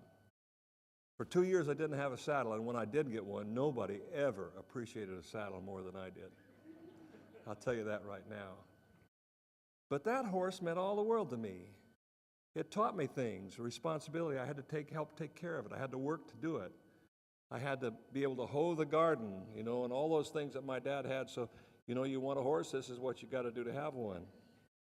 And I rode him for about that 2 years and maybe 3, and then I had to get a replacement. I learned about how to love a horse and how to kiss one goodbye, how to tuck one in at a very early age. I learned compassion there. And I bet most of you have gone through that same thing with one that you loved and one that you cared about. He made me realize how to work hard. And, he made me a better man, even at a young age. He set my life towards some things that many kids don't get to experience. So I learned that. And today, the next 2 generations in my family, with my daughters, my granddaughters, my grandkids, are learning the same things. You go to our house, and the grandkids are there, but before they can ride, you know what Grandma does? She makes them clean. They've got their own little wheelbarrow, their own little rakes. They have to work first, then they can ride. No prima donnas is the rule. No cell phones either. All the cell phones go away when they come there. But I know that all of you probably have that special someone in your life. Is that your horse? I think if you hadn't already learned how to love a horse, how to be involved with a horse, you wouldn't be here right now. And through all of this now, 72 years after I lived here, soon be 73 on Easter Sunday, by the way, and I learned I'm not alone. I'm not the only one out there. And I've met so many of you that have had the same life experiences. And you know what? When I'm here, I get a chance maybe one time in my life to say, thank you, my hat's off to all of you, and may God bless you. Thank you.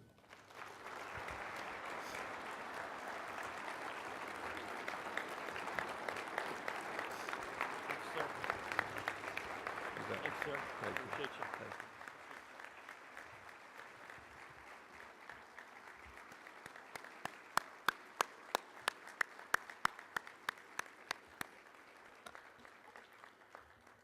Thank you, Mr. President. And it's been an honor and a privilege to work side by you. And of course, we've felt that passion in the boardroom. And it's certainly permeating throughout our building and throughout the staff. And we appreciate your leadership in working with us. As a small token of appreciation for your service to AQHA, we want to present you with a framed print of your forward ad, which ran in AQHA publication. I bet you'll have a place for that.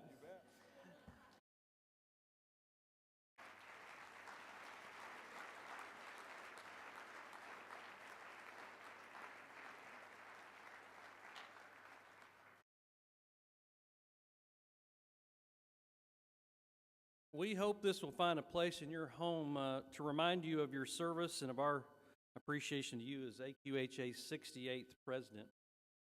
Before we take a quick break, we also have a special video that was compiled for you by your family.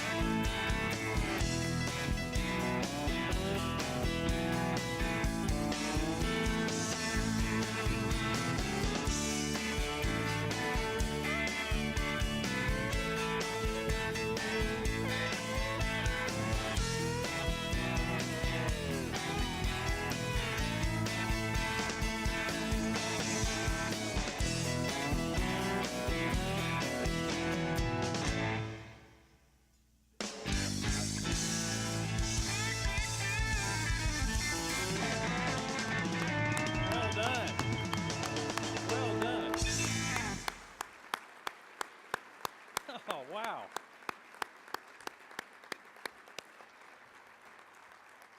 That is fantastic. And well deserved. What a family. What an honor. And it's been an honor for us. Ralph, we just appreciate you, brother.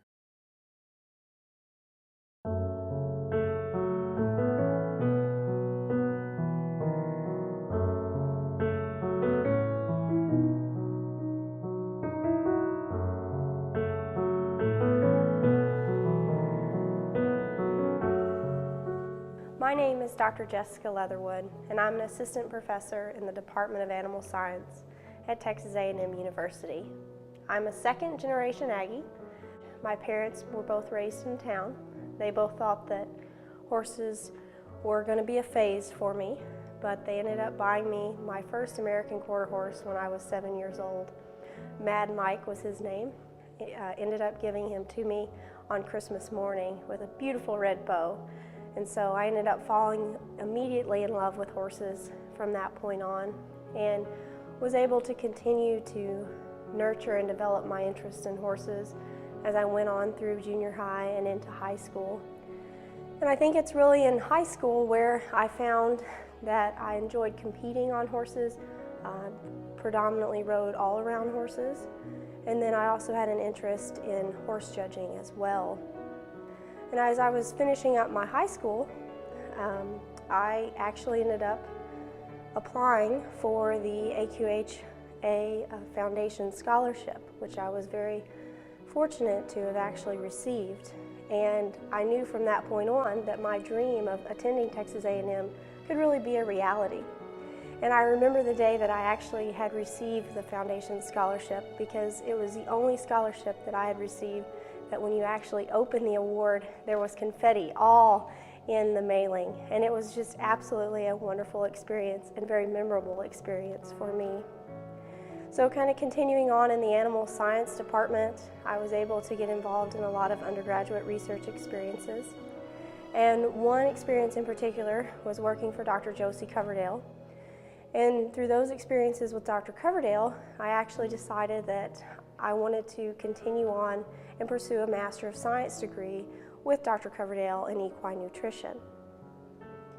And so it was really through that experience that I began to really develop and begin my interest in research and improving performance longevity of young quarter horses. And so as I was finishing up my master's, I decided, well, I'm definitely an Aggie, I bleed maroon, so why don't we just stay on for a PhD? So at that point in time, I ended up convincing Dr. Coverdale to keep me on and continue to pursue a PhD. And as we were planning out my projects for my PhD, it's where we were able to begin looking at the Young Investigator Award that the AQHA Foundation has. We were able to take a lot of pilot research that we had done and really take it to the next level so that we could really begin to see some potential application in providing a very effective means to evaluate joint health in young performance horses.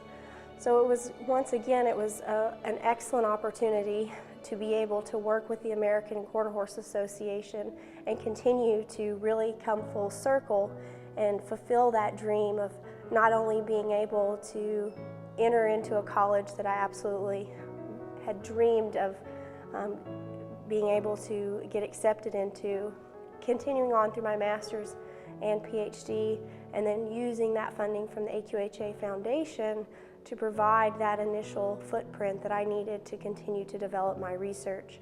And that research program is still something that I'm very passionate about today, even now being a faculty member back here at Texas A&M.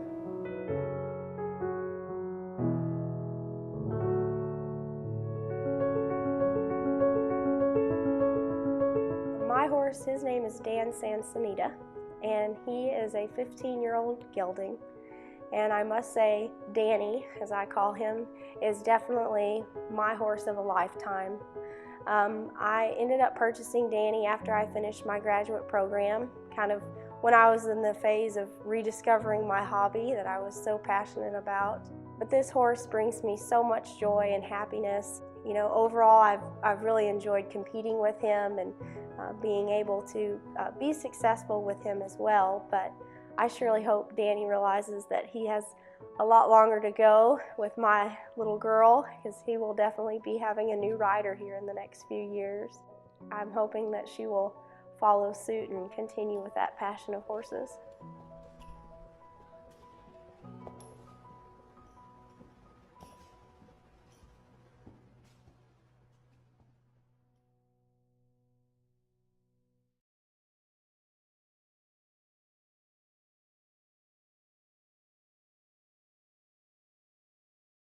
It is my pleasure to introduce to you your Chief Foundation Officer, Dr. Anna Morrison, the American Quarter Horse Foundation report.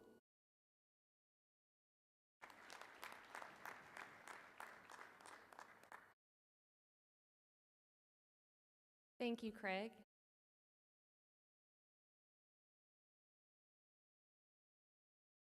I feel so honored to be here today to speak to you on behalf of the American Quarter Horse Foundation. I was lucky to be up earlier to speak on behalf of our international members, and earlier this year I was asked to also step into taking a leadership role on the other side of the street for the American Quarter Horse Foundation.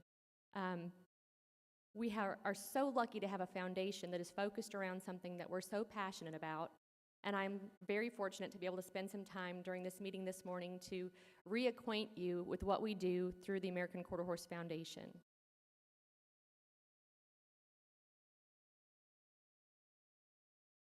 So today I'm going to take a little time to tell you about who we are, what we do, and how you can be a part. So first, who are we? Who is the American Quarter Horse Foundation? Well, we are the related charitable organization of the American Quarter Horse Association.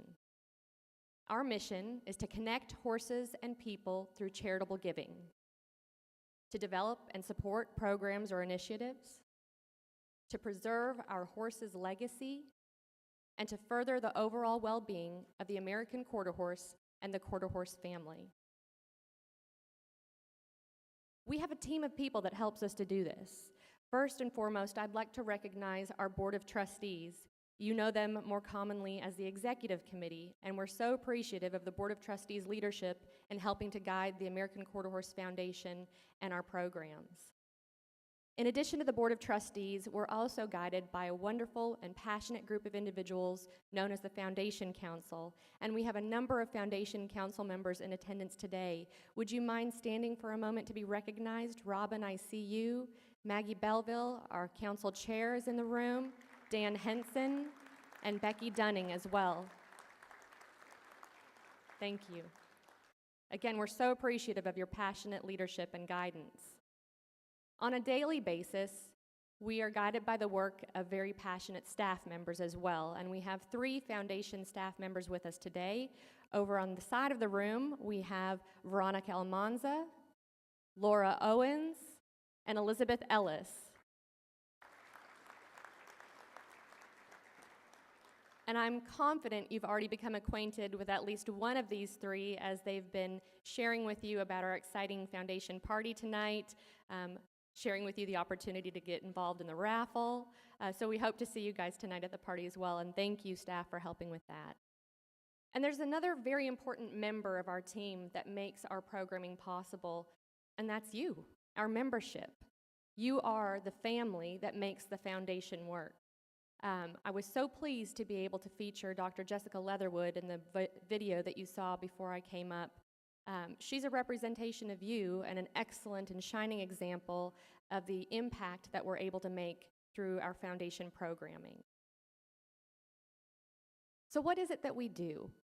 We work to impact and improve the equine industry. We celebrate and support the collective generosity of our donors and of our American Quarter Horse family. And to put it very simply, we're in the business of making dreams come true. So how do we do that? Well, we do it through scholarships. They have the dreams, and we make the dreams come true. We support our future leaders in accomplishing their dreams through our scholarship program. In fiscal year 17, we awarded $142,250 in general scholarships, $181,500 in career path scholarships, $26,500 in state and regional scholarships. We were able to award an average scholarship award size of $6,900, and in total, we supported youth pursuing education in the amount of $350,250. I think that's fantastic.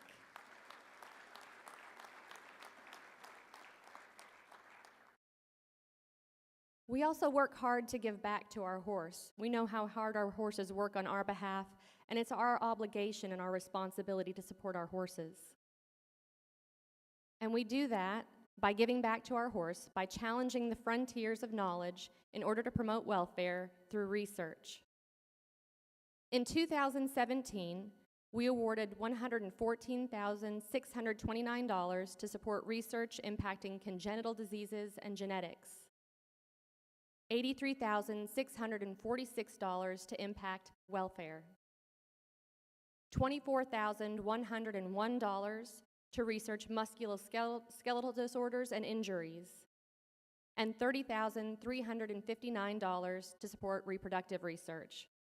In total, we awarded $252,735, making us one of the 3 largest granting organizations for equine research in the nation.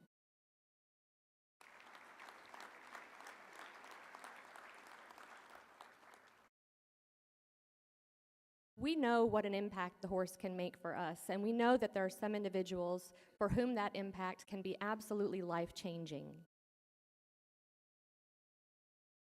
So we work hard to share the American Quarter Horse's ability to provide freedom and empowerment to individuals in need through equine-assisted activities and therapies, and specifically the America's Horse Cares Fund.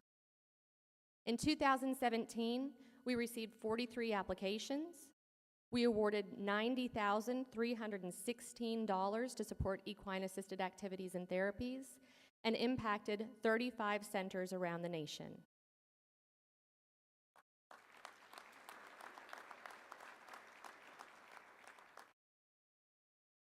And we also know that we have an obligation and a commitment to inspiring future generations for involvement with horses, as well as recognizing those who have been most impactful in our industry. And so we honor the horses and the people who have transformed the American quarter horse industry through our Hall of Fame. And we look forward to recognizing many of those individuals tomorrow night. We also inspire people to discover and explore their passion for horses through the museum. In 2017, in Amarillo, we hosted 56 events at the museum, hosted 52 bus tour groups, 40 field trips impacting over 1,700 children, and had more than 26,000 visitors. And if you haven't had a chance to visit the Hall of Fame and Museum in Amarillo, I hope that you put that on your list of to-dos. We'd love to host you there. You guys can dream big, and our horses help us dream even bigger. But the dreams we can realize become exponentially larger when we work on them together. So I wanted to give you a few ideas of how you can become involved with the American Quarter Horse Foundation. First, simply engage with us. You'll see tonight at the party that we have a number of individuals wearing pins that say, "Ask me about the foundation." Stop them, ask them, buy them a drink, have them buy you a drink, talk about the foundation programming, get to know what we do, and discover where it connects to your personal passions as well. Second, you can give. Of course, we all assume that that means give of your treasure and your money, but we need your time and we need your expertise. If you're interested in volunteering with foundation programming or lending expertise to help us make our areas of impact even greater, please don't hesitate to connect with us. We are interested in all the ways that you can contribute to the foundation. And lastly, connect. Connect with us, connect with each other, connect with the people that are most impacted by the foundation programming. Help to share the message of what we can do to move our industry forward together. In short, take the time to dream with us. Thank you so much for your time today. We're immensely grateful for the generosity of our AQHA family, and we look forward to celebrating with you tonight at the Foundation in Paradise party and tomorrow at the Hall of Fame banquet. Thank you very much.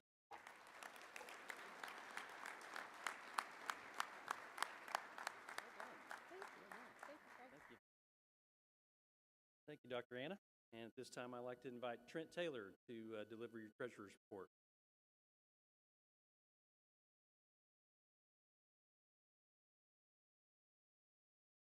Good morning. It is my privilege to be able to share the audit with you this morning. There are a few things that I want you to remember as I go through this. The audited financials show an increase of net assets of $6.5 million, and unrestricted net assets increased by almost $4.9 million. Both of these were primarily due to our increase in our investments. We continue to invest back in the association, but we must continue to look for additional revenue sources and reduce expenses. I will remind you the entire consolidated financial statements are included in the annual report on the website, and in addition, the audited financial statements will also be on the website. The directors receive quarterly financial statements, keep them informed on the financial status of AQHA, and they will have this information to pass along to the members.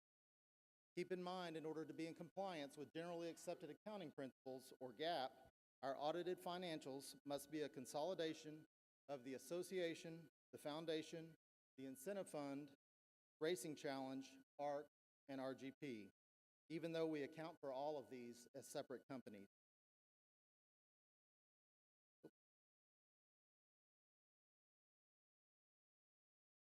Our auditors, Moss Adams, is one of the 12 largest accounting firms in the United States.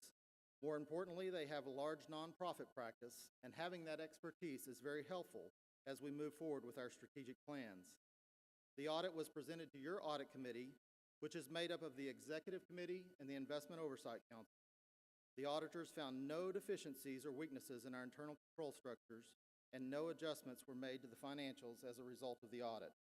We received an unqualified or clean opinion. Let's begin with a look at the consolidated statement of position, the first financial in the audit. Total consolidated assets of $92,917,223 compared to $93,238,663 last year. Current assets are up about $1.5 million. Property and equipment has increased $1,256,000, and total assets are down just over $320,000.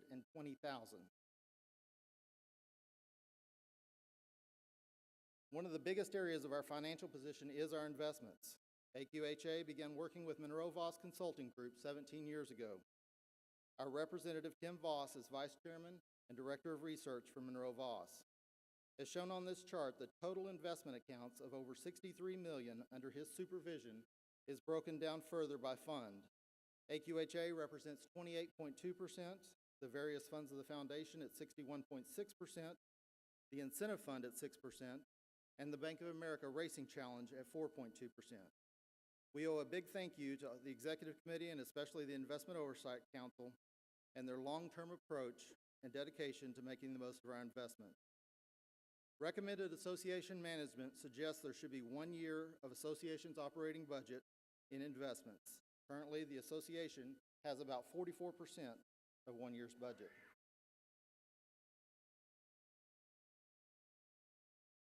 To break down the total consolidated assets, sorry, I'm on the wrong slide.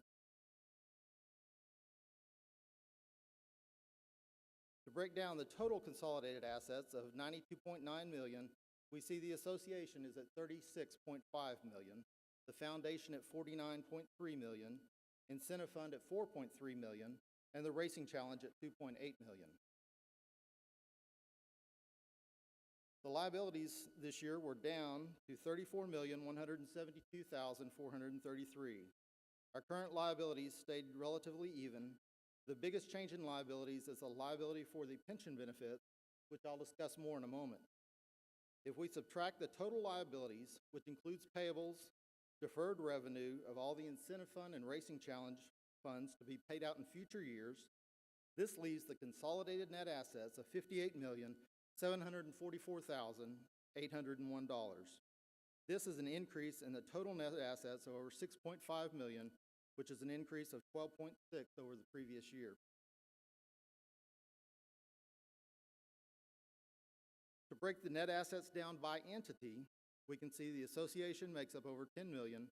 This is the number that if you were running a business would be your equity in the for-profit business.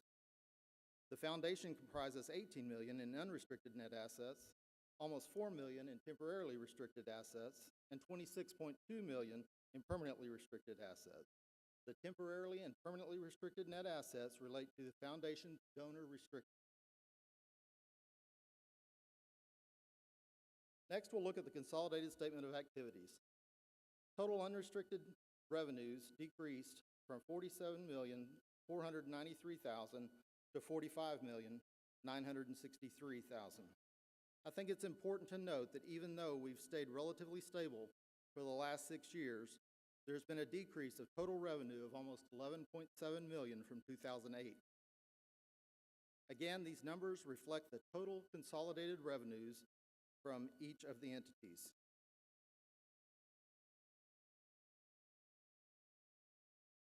And to break these numbers down from the audit, most income areas were down or comparable to the previous year.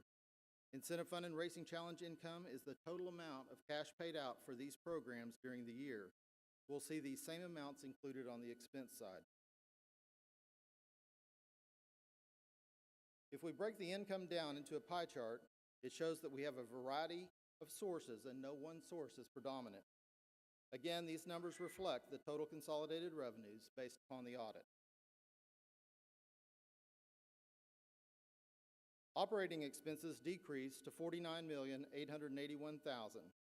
We continue to look at ways to reduce our expense, gain efficiencies, and increase the level of customer service our members expect.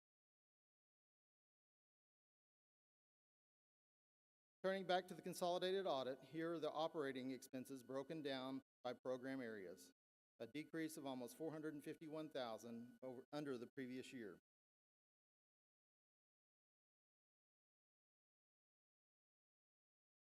This is a pie chart view of those expenses broken down by the functional areas, which we are required to do by general accepted accounting principles.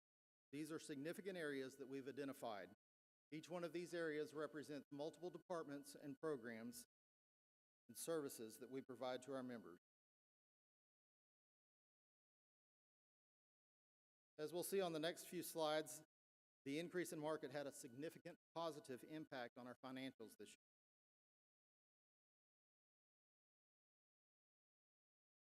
If we take the total income less the total expenses, it gives us a decrease in unrestricted net assets from operations of $3.9 million.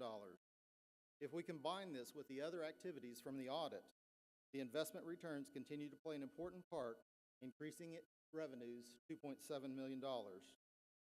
We had a pension plan actuarial gain of $6.1 million. Please remember last year we had a huge paper loss that I talked to you about, and it was a direct result of the fluctuation in interest rates.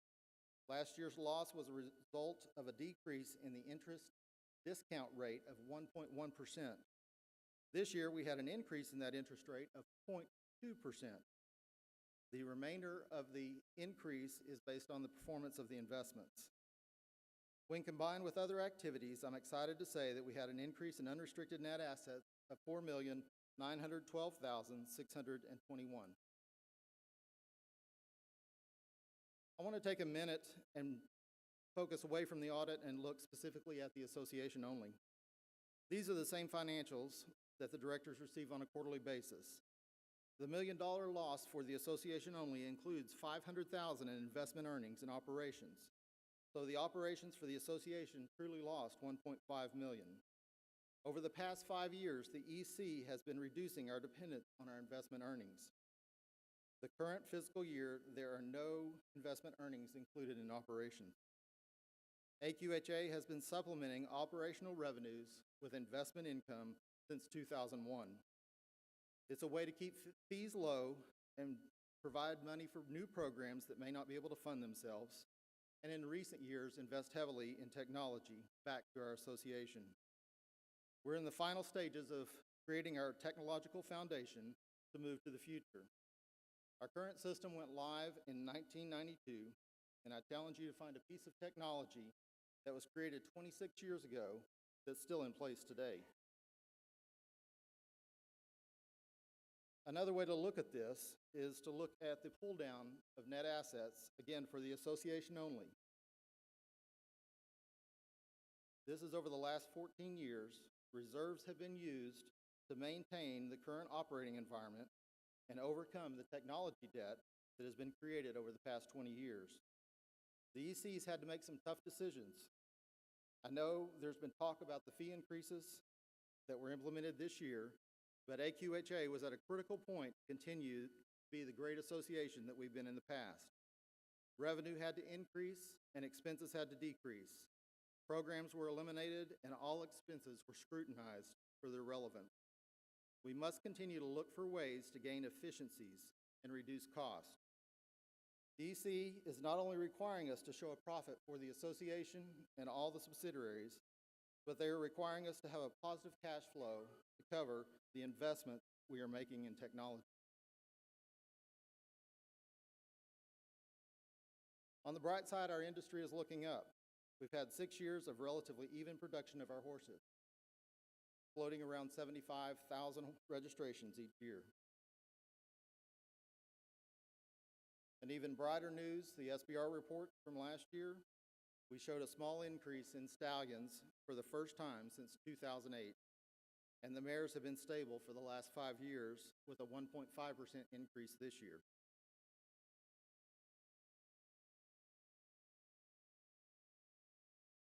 Now back to the audit. The temporary and permanently restricted net assets all relate to the Foundation's donor restricted contributions. Temporarily restricted net assets increased $986,961.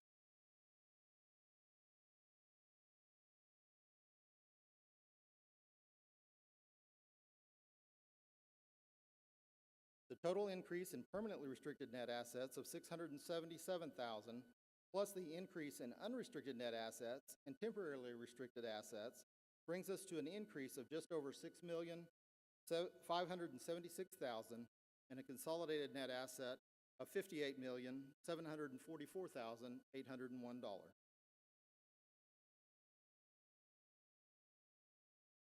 The consolidated statement of cash flows is the third financial statement in the audit. It reflects an overall increase in cash flow of $1,452,000.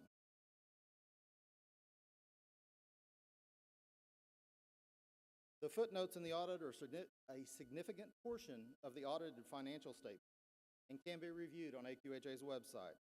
Hopefully you've heard the positives that I've shared today.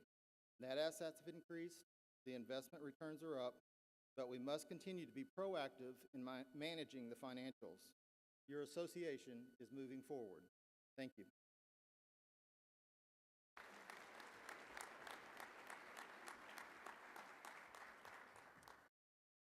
Thank you, Trent. It's now my privilege, after he introduced me, to reintroduce to you Craig Huffines, who's our Executive Vice President. You know, he came on board with us 3 years ago. I happened to be there. You know, he's gone from a rookie to a pro in 3 years. We've really enjoyed having him with us. He's a man who has your best interest at heart, and his lovely wife is actually down with their son, who's showing, what, 3 steers? They're going to soon go off the payroll here.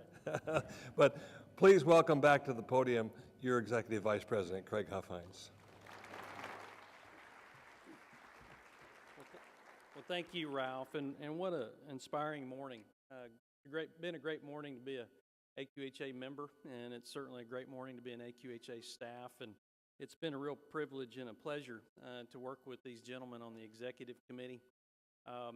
You know, you guys are part of that. You're part of that process, and by elevating yourselves up into the Executive Committee level, that's not the end of it. I mean, you're feeding information over the course of this weekend. You're going to be feeding information into the pipeline that gets massaged in the boardroom back in Amarillo.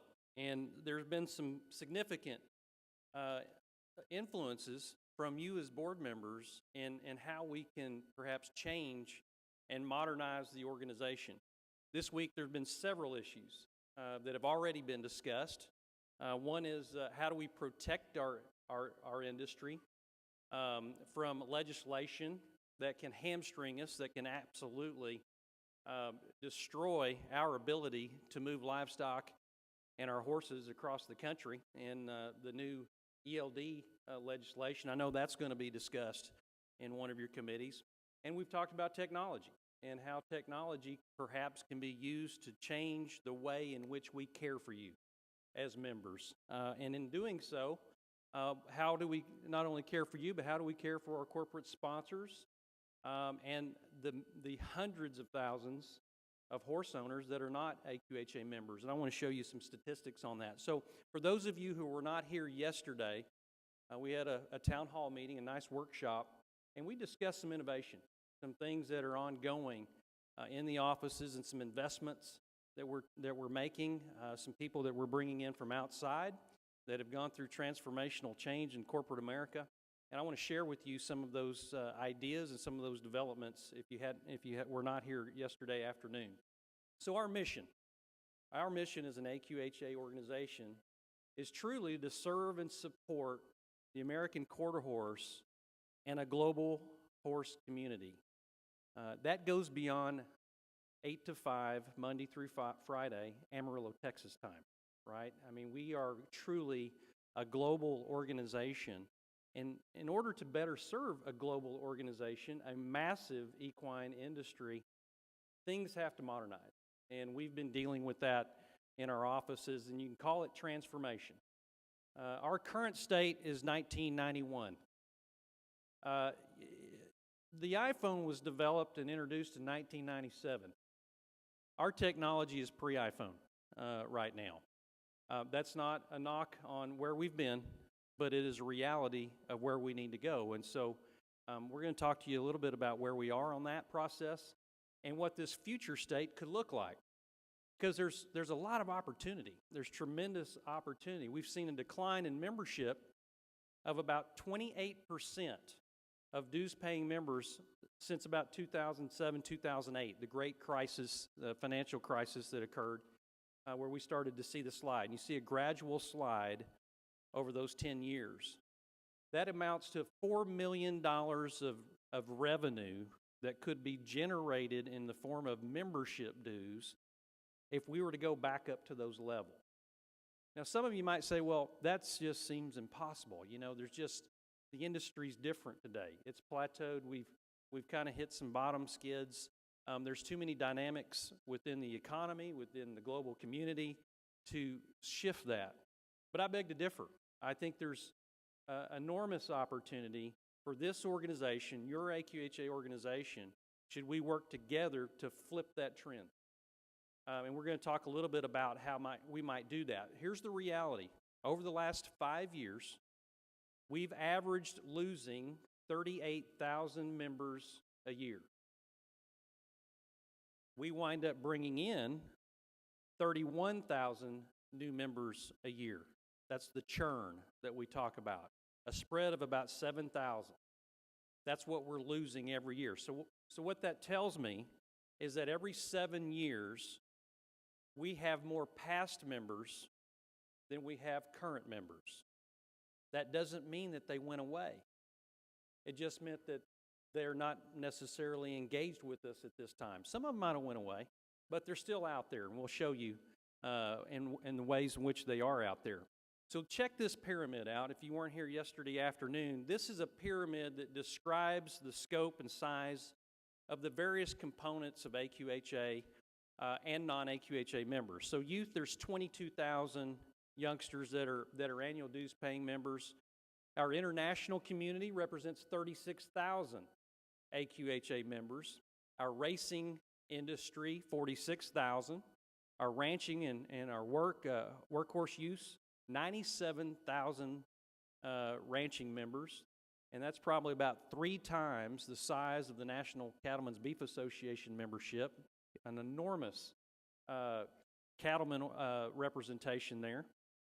Recreational riders, 136,000. Competitive owners, close to 186,000 AQHA members. Total membership, just over 250,000. Go to one rung below. Engaged owners of quarter horses, nearly 500,000. Those are folks and alliance partners that might not be a member. They might be in barrel racing. They might be in team roping, youth rodeo. They might be just trail riders. But for some reason or another, AQHA has not delivered a value to them to want to re-up and become a member. But look at that sweet spot. We could double our membership from engaged horse owners that are using their horses every day if we could find the value proposition for them to engage. Look at the number of owners.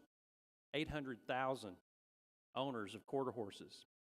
Did you know that our Facebook page, AQHA's Facebook page, attracts 1.1 million friends annually. So they're checking us out. They're out there. There's folks interested. And then finally, our website. Not the new website that's coming this summer, but the old website attracts 1.6 million interested individuals. That's our opportunity. That's our opportunity if we are able to modernize. And so this business transformation conversation has been ongoing with our executive committee, and it's been ongoing with many of you in your various committees, and we're asking for feedback on how we can better serve you, become more efficient, better care for you, and make life easier for you to be a member. We're using top technology. The McKinsey Global Institute described top 4 disruptive technologies and their economic impact by year 2020 or 2025. Mobile internet, obviously, is a biggie. Maggie Belleville talked yesterday about a lady that she has lunch with that's in her 80s, and as they play Trivial Pursuit, she's a cheater. She gets on Google to look up her answers. So we know for a fact that the mobile device has become attached and permanently affixed to our person, right? And so those are wonderful opportunities to become much more efficient, provide information to you in a different manner. Going to probably enhance the economy by between 4 and 11 trillion, they say, by 25. Automation of knowledge work. You know, we're a big data company. The horses are passion, but the amount of data that we have that support you as a member, that support our horse organization is massive. And so how do we leverage that information to provide tools to you that you might be interested in? We'll show you some of those here shortly. The Internet of Things. Last year we talked about microchipping, RFID technology. It's exploding globally. The ability to permanently identify an animal, a box, a product, be able to follow it through a process, and all of these things will begin to tie big data together so that we can feed it into some sort of application into your mobile app. And then cloud technology, where all this information is stored. We're going through a process right now today where we have a lovely consultant that's come in and Kimberly Edmond has actually started listening in on our phone conversations to find out where inefficiencies are, and we're currently evaluating phone technology that could perhaps create a 24/7 opportunity to serve you, whatever country you're in, perhaps whatever language you want to be in. So cloud technology is expected to enhance the economy by between $1.5 to $6 trillion by 25. So there's big changes in technology coming. We've talked about the database. It's been a grind. We're in the final stages. We call it the 2-minute warning. We thought we were going to get it up in September. Obviously, we weren't there. We're in the final stages of getting those final pieces together. We're hopeful that we will launch that and go live this summer. That will also support the new website. So we want the website to work with that back end, and so the website's been developed this year as well to feed into the database. You're going to see massive improvements and enhancements in your ability to find things on the website. You'll be able to look it up in your language if you want to put the headers in Espanol or in Dutch. You can shift that so that you can flow through that website much easier than you can today. This year we introduced educational judging webinars. Back in December, this was a home run as our show department staff put together a teaching seminar where folks could log into a webinar, use what we call Blackboard tool technology that college universities are using. And I believe we hosted, Patty, over 400 of our stewards and our judges in that learning and that certification process. It saved countless dollars of flying people into Fort Worth. And this will be a continuous education plan as we move forward. And finally, I want to talk to you about some things we're doing on the application development of products that can help us serve up real-time results from a barrel racing industry, from our show management area, the 2,900 shows that we approve annually, the 980,000 entries of AQHA show entries that are faxed around or emailed around or double entered or all of those things that you as show managers have to deal with. We're going to be looking at ways to run these shows and try to automate some of those processes. And if we can do that in real time, wouldn't that be great if those results are popped up on your phone in a personalized app form and you can follow your results along with your friends' results? So those are just some key things that we're working on along with Kimberly and our Care Center group to really boil down some of the problems and the backlogs and the inefficiencies that you get when you call in and get to do work with us. And I'll share with you just some quick wins that you'll see when we launch 4.0, and how immediately you'll get a few shortcuts that'll help your life a little bit easier. This is just one. For heaven's sake, we're going to be able to pay an invoice online. Isn't that nice and novel? You know, we order things on Amazon every day. This will be an opportunity for you to get your invoice, swipe your card. Hopefully, if you need a PayPal, we can PayPal it. But this will be some of the really initial things. If you had a hiccup in a transfer, hiccup in a registration, there'll be a way for you to go find out what that hiccup was about. It's going to send you a notification. And then you can go on site, pull up the report, and you can say, oh, well, I forgot a signature, or this poll doesn't have a birth date, or, you know, that birth date's wrong. It couldn't be that birth date based on the SBR report. So there'll be some things there that will aid you to fix some of the glitches we have in that process. Member profile. You know, you won't have to call us and say, hey, I changed my email address, or I changed my phone number, or I've moved to another state. These are all going to be very simple, user-friendly, consumer-type things that you can just jump on board and fix your own account when you need it. And then for those of you who are naming foals in the spring every year, this is one of those issues that probably has you pulling your hair out sometimes, just coming up with a name search. Is the name already taken? Is it already out there? So you can do a little name research, and then you can reserve that name on some of your foals. So these are just the quick wins that we're going to be looking at bringing to the table this summer. And then finally, this summer, we'll be able to bring in the online World Show entry. This is going to be a product that's on the website. You can go back in there. You can pick out your class that you're interested in. It'll set up a billing for you. You'll be able to pay your entries right online. And so this is a nice little feature, and eventually we want this to be on an application where you can carry it around on your phone. Obviously, you can look this up on your phone, but perhaps down the road we can even make it more convenient with a nice little app with messages that can come back and forth to you.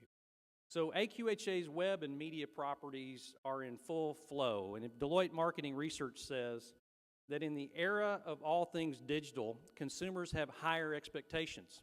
And I think that's absolutely the truth, isn't it? We have higher expectations today than we've ever had. Convenience is premium. It is a premium. And they want their interactions with businesses and the products and services they buy from them to be personalized. This fall, we did some benchmarking work traveling to some of our corporate partners' offices to find out how they personalize experiences. So we took a team to New England to SmartPak's offices. And those of you who buy mineral or products from SmartPak realize that they personalize a daily dose of mineral with the horse's name on it. And they can send you as many horses as you have with a personalized dose daily, so you don't mess up that dose, and it comes to you to your front door within 3 days. And they do this miraculously efficiently, and they have a call center that is just fabulous. And so they make you want to do business with them because it's fun to do business with them. So we've learned some things there. We went to Cox Communication. Dan Henson invited us in to meet with the top brass of a multi-billion-dollar cable company. And we learned that they went through the same issues that we've been going through since 2008. When people walked away from their mortgages and left their cable boxes in those homes, and the competition of satellite digital, they had to change their business. They had to modernize. And so we've been getting some real good feedback from those executives on how we might employ some of those technologies that they've used as well. So 20% of leads who are nurtured with personalized content, or leads who are nurtured with personalized content produce a 20% increase in sales, according to Deloitte. 61% of consumers feel better about a company that delivers custom content and are more likely to buy from them. 82% of prospects say content targeted to their industry is more valuable, and 78% of consumers believe organizations providing custom content are interested in building better relationships. So this is not only important to drive membership, but it's incredibly important to drive corporate sponsor support. And y'all saw where their revenue into our organization accounts for 12% of all of our revenue. And so they're asking for the same tools. How can we promote our programs, our products, our benefits to you through your website and through your communication channels? And so we're excited about working with them on that. John Deere, just this month, is announcing a new program. They're going to give you discounts on tools, on parts, on lawn and garden, along with the tractor deals that they're willing to offer. So Austin, we want to thank you for your commitment, your continued commitment. And we know what John Deere's expecting of us, as well as our health companies, Zoetis and Mariel. Sally Antman has been in our offices the last 3 years since I've been there, and we've talked about how do we deliver health care to your horses and your pets? How do we do it on a regular basis? How do we touch you? How do we get you to order that product? Maybe in the future, you're ordering your vaccines through AQHA, and they arrive at your doorstep. These are some of the things that we're looking out into the future for. We talked yesterday about two technologies that have really changed the game, and we're trying to evaluate and model after some of these transforming, disruptive type technologies. And I'm an Uber nut. I used to be a taxi guy. I used to actually want to just get in the rental car. You know, you spend $150 in a rental car at DFW, and you drive around for half a day and you turn it back in, and I can assure you, Uber has changed my life. I don't know about y'all if you ever used Uber, but it is so easy and it's so inexpensive. It has totally taken the taxi industry and the rental car industry by surprise. And it's really using technology to make your life easier. And we're evaluating Uber-type technology for the equine industry. I'm a sports nut. I love all sports. I like Uruguay versus Paraguay soccer. I like NFL. I like NBA. I like college sports better than anything. And the Bleacher Report has changed the game, because you not only can you follow your teams, you can follow your players, and they'll send you notifications on your phone via text. I have it set for Texas A&M, and when they get a 4- and 5-star recruit, there's a woo-ha that pops up on my phone, right? When Jimbo Fisher got hired, there was a woo-ha that jumped up on my phone. And I'm thinking, well, why can't we do that? Why can't we? We have the data. We're able to capture your information at the competition. We're able to feed it in. Now, if we can just streamline that and make it live, we can create applications where you can get woo-has. You know, when your horses do good or your grandkids' horses do good. Data's big. And tying that information together to create an experience where you check in at a show and your Coggins report gets pulled in, how remarkable will that be? It's the technology's available where you can tie Coggins reports to your performance record. It's available. We just need to roll up our sleeves and move forward on it. We know that in Mexico, Adriana, for example, we can't get mail to you. It's almost impossible to get mail and certificates to you. What can we do, Victor, to circumvent some of these problems? Can we make it digital? Can we send them to you digitally, your certificates? I mean, those are things that are realistic, things that we can really begin to work on. So we need to define our brand promise to you. Our brand promise is we want to start working on these things now. They're going to take time to develop, but we want to design the fix to the problem now. And that's called transformation. And transformation starts with an attitude that we're wanting to do more to make your life easier. Because if we do, we know that we're going to cut that churn in half, and we're going to see membership go the other way. because you're going to be less irritated and you're going to be more pleased with what your results might be. So we want you to hold this vision. We want you to hold this vision. It is a process. It does require patience, I'm learning. I am learning that this requires patience. But we shouldn't back down. And we need you guys, as Ralph said yesterday and this morning, we need your input. You know, what are those things that we can do to better make your experience more fulfilling, more interesting, to make you prouder of your AQHA? And so we're looking forward to it. We're rolling our sleeves up. We're investing. The EC's challenge us to do it in budget, and we're making a go at it. So with that, it's been an honor and a privilege to be with you this morning, and we look forward to all of our meetings and our committee objectives over the next couple of days. Thank you. Thank you. Thank you, Craig.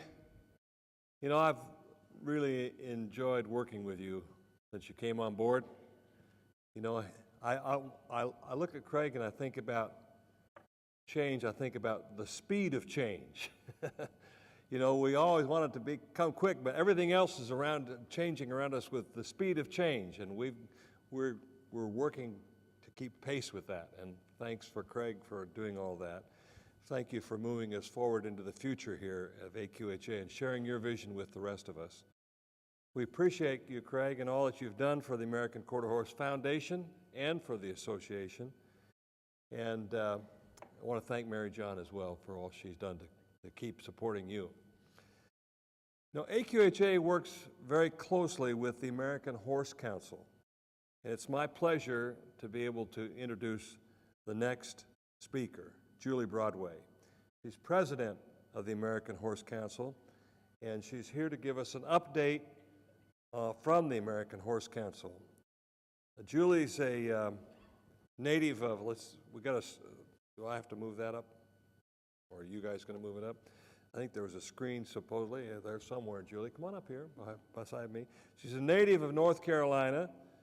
She began her passion with horses as a child in a 4-H camp, like many of you probably, which bloomed into recreational riding, showing, breeding, and serving in leadership roles for a variety of equine organizations and chairing horse shows. After 25 years with the Fortune 500 company, Ms. Broadway served as the COO to a small tech firm for a few years, and then moved on to the nonprofit sector, serving on several boards and in leadership roles. Most recently, she was the executive director of the American Morgan Horse Association, a little smaller than the Quarter Horse Association, but for 9 years she was there. In addition to serving as president of the American Horse Council, she's currently the board chair of the Professional Association of Therapeutic Horsemanship, PATH International. She and her husband currently ride in Reston, Virginia. Please welcome her to the podium this morning.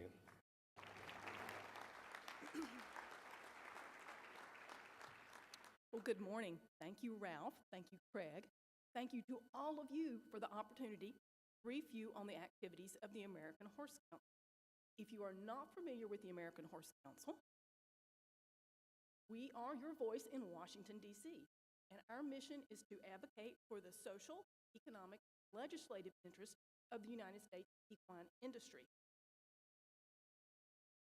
We represent all facets of the equine industry, breed, discipline, whatever it is in the equine world. We're there for you. You can see from these photos here that ranges from the carriage operators of North America to the Hunter Jumper Association, to racing, to polo, to recreational riders and people who go, compete, do endurance. Whatever your passion is, that's what we're there for. Over 150 organizations belong to the American Horse Council, and that reaches 900,000 association horse members. That means that we need a diverse board of trustees. There are 17 members on our board of trustees, and you'll see some very familiar faces up here. and we are delighted that Craig is one of our members of the Executive Committee. So, what really does the American Horse Council do for you? We are your legislative advocate. We are a regulatory liaison. We offer a number of industry initiatives, and we pride ourselves on doing education and leadership development for the industry. So let's talk a little bit about what that looks like right now. I'm not going to go into great detail on these because I know I'm standing between you and lunch. But I'm here till Monday evening. My flight's not till like 6 o'clock. So see me afterwards, and I'm happy to talk to you about any of these things that are here. I'm speaking at the Public Policy Committee meeting this afternoon, so welcome to hear some of that if you'd like. So what are some of the legislative issues we're working on right now? Well, of course, tax reform. We've all heard about some of the changes to tax reform. We're trying to dissect those and provide you with information through our tax bulletins that tell you what those things mean to you. So look for more information about that. We work really hard on immigration and H-2B guest worker programs. We all know that foreign workers are important to our industry, whether it's in racing or any of the other segments of our industry. So we're working really hard to look at the caps on H-2B visas and also easier ways to get workers in. We work really closely in the recreational sector on the National Forest Trail Stewardship Act and the Recreation Not Red Tape Act. The Stewardship Act really helps us ensure that trails on public lands are available for us to use and that they're in good shape. Recreation Not Red Tape Act is exactly what it says. It's a way to cut through some of the bureaucracy that's necessary to make the trails maintained and in good condition. We work really hard on the Horse Protection Act, the Veterinarian Medicine Loan Repayment Program, which ensures we have veterinarians in our rural communities. We advocate for the Prevent All Soaring Tactics Act, and we've been very involved with the Farm Bill recently, looking at animal disease and disaster prevention programs, foot and mouth disease, vaccine banks, and so on. We're also looking at increased funding for the National Animal Health Laboratory Network. The last one, because of my involvement with the therapeutic riding industry that I'm so excited about, is the promotion of equine-assisted activities and therapies funding for veterans. The VA offers veterans, through the Adaptive Sports Program, an opportunity to participate in, it can be snow skiing, it can be basketball. It just so happens that recent studies prove that veterans greatly benefit from equine-assisted activities and therapies. So we have a bill going forward that's adding an additional $5 million to the Adaptive Sports Program. So we're really excited and looking forward to keeping our fingers crossed that's going to happen. So on the regulatory front, we recently completed the National Equine Health Plan. This is a health plan for laymen. You go out on our website and you'll find it there. It's a living, breathing document with links inside it that tell you how to find various resources that you need in relation to equine health. We're working very closely on import and export regulations, specifically shifting from the 60 to 90-day rule change. We have been promised by USDA that they have a timeline for making this change, so we're excited that that hopefully will be coming soon. We work very closely with the Equine Disease Communication Center, and we collaborate with a number of different organizations in response to disasters. The recent hurricanes and the wildfires, we really saw the benefits of microchipping because we had some areas where horses could easily be returned to their owners because they had been chipped. We've been working really closely on how disaster response and microchipping can be very complementary to each other. Last year, we were asked to do some research on wild horse and burro issues, so we're working through that right now. If you were present yesterday, Cliff Williamson, where is Cliff? Somewhere. He's my Director of Health and Regulatory Affairs. He is our staff expert on electronic logging devices and commercial driver's license. So we're continuing to work through those issues. And lastly, we've been working and collaborating with the industry on the development of a universal equine microchip lookup tool. Now, just a side note, there are numerous microchip manufacturers out there. If you scan a horse and you'd like to know something about that horse, you have to know which manufacturer's website to go to find a connection. And what we would like to create is a universal lookup tool So you don't have to search around for finding the right manufacturer's website. You go one place, and it's going to connect to all of those sites, come back and give you a response. Some industry initiatives that we've been working on and are continuing to move forward. Of course, many of you have probably heard of Time to Ride. That's a program through our Marketing Alliance. Over the last 5 years, we've reached out to over 100,000 newcomers to the industry. Our objective there is to expose them to horses, get them excited about horses, and get them engaged in the horse industry. So we're very excited about that program. You may be familiar with our Unwanted Horse Coalition. This is our way of helping people and educating people on owning responsibly. And as you can see, we really are working very hard to help horses in transition.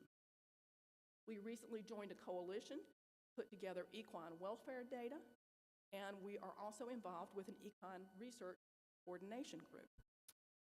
So the next bullet's going to be really important because I've got some great news to share in just a few minutes. As Ralph said, I've been going through some labor pains the last year. And this past Wednesday, I finally gave birth. So I'm going to tell you some of the results from the National Equine Economic Impact Study. But I also wanted to share with you under industry initiatives, we collaborate with a number of different coalitions for all the issues that we're involved with. And education and leadership development, we offer quarterly webinars. I encourage you to join us for those. They're very informative, and we have a lot of subject matter experts. We have our annual conference coming up in June. Again, great opportunity to hear some wonderful information. We formed an equine industry CEO forum a couple of years ago. It gives all the CEOs in the equine industry an opportunity to get together, compare notes, talk about how we can help one another. We are the oversight for the Coalition of State Horse Councils. There are 41 state horse councils in the United States, and we coordinate with them. They work at the state level, and we work at the national level. But those issues have an opportunity to cross-pollinate, so we work really closely with them. We're involved with the American Youth Horse Council, and of course, we publish a number of different types of informative newsletters, brochures, Washington updates, which are on legislative items. We have call to actions, which we send out when there's an item that we need immediate help with to contact the legislature. And then we put out some tax handbooks. So, as Craig mentioned, data. Boy, I'm a data-driven person. So let's talk about the National Economic Impact Study. I am so excited about this. I'm going to have to kind of contain my enthusiasm. We're not surprised, but what we learned coming out of this is over the course of the last 10 or 12 years since the last study was done, the total number of horses, the population in the U.S., has declined to 7.2 million. I don't think any of us will find that shocking. What we were thrilled with, though, is that the overall total value added to the U.S. economy is $122 billion. That's up by $20 billion from the last study. $79 billion in total salaries, wages, and benefits. And along the bottom, you'll see $50 billion in direct contribution to GDP, almost 1 million jobs, and $38 billion in direct salaries, wages, and benefits. So not a small industry by any stretch of the imagination. Now, my challenge is to work with the American Horse Council Board of Trustees and the Executive Committee to dissect this information and figure out what it means and what we want to go and what we want to change. But before I get there, there are some new takeaways from the study that we've never done before that I'm really excited about. So I talked about the number of horses declining and the economic impact being higher. But right in the middle of this slide, you'll see the interest in horses is really strong. 38 million households in the U.S. contain a horse enthusiast. This is 30.5% of all U.S. households contain a horse enthusiast. Now, Craig talked about how many people own versus how many people are interested or are enthusiasts. 1.7 million households are owners. Let me repeat, 1.7 million households own a horse. 38 million households have an enthusiast. Think of the market that's out there that we could.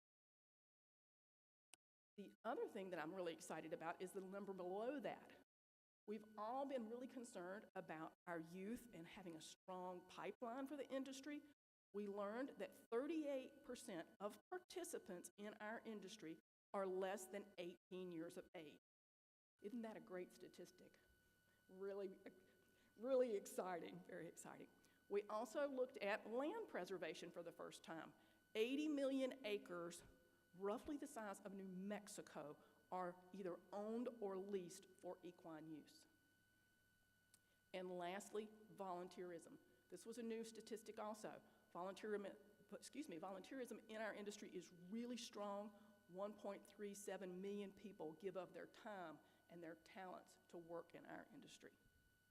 So we have a full report that we unveiled this past week at the Congressional Horse Caucus, and we'll be sharing these reports with Craig and others on his staff and the board so that they can go through here. There is a breakdown by breed. There are breakdowns by sector, so we can tell you for racing, for competition, for working horses, etc. There's some really great data to just drill down and look at in here, so we're looking forward to that. I'm sort of coming to the end of my presentation, and I'd like to encourage you to consider becoming a member of the American Horse Council. It's not very expensive, and it gives you first-hand access to all of the educational tools and all the information that I've been outlining here. Tax bulletins and legislative updates and regulatory information. So take advantage of that. And with that, thank you so much.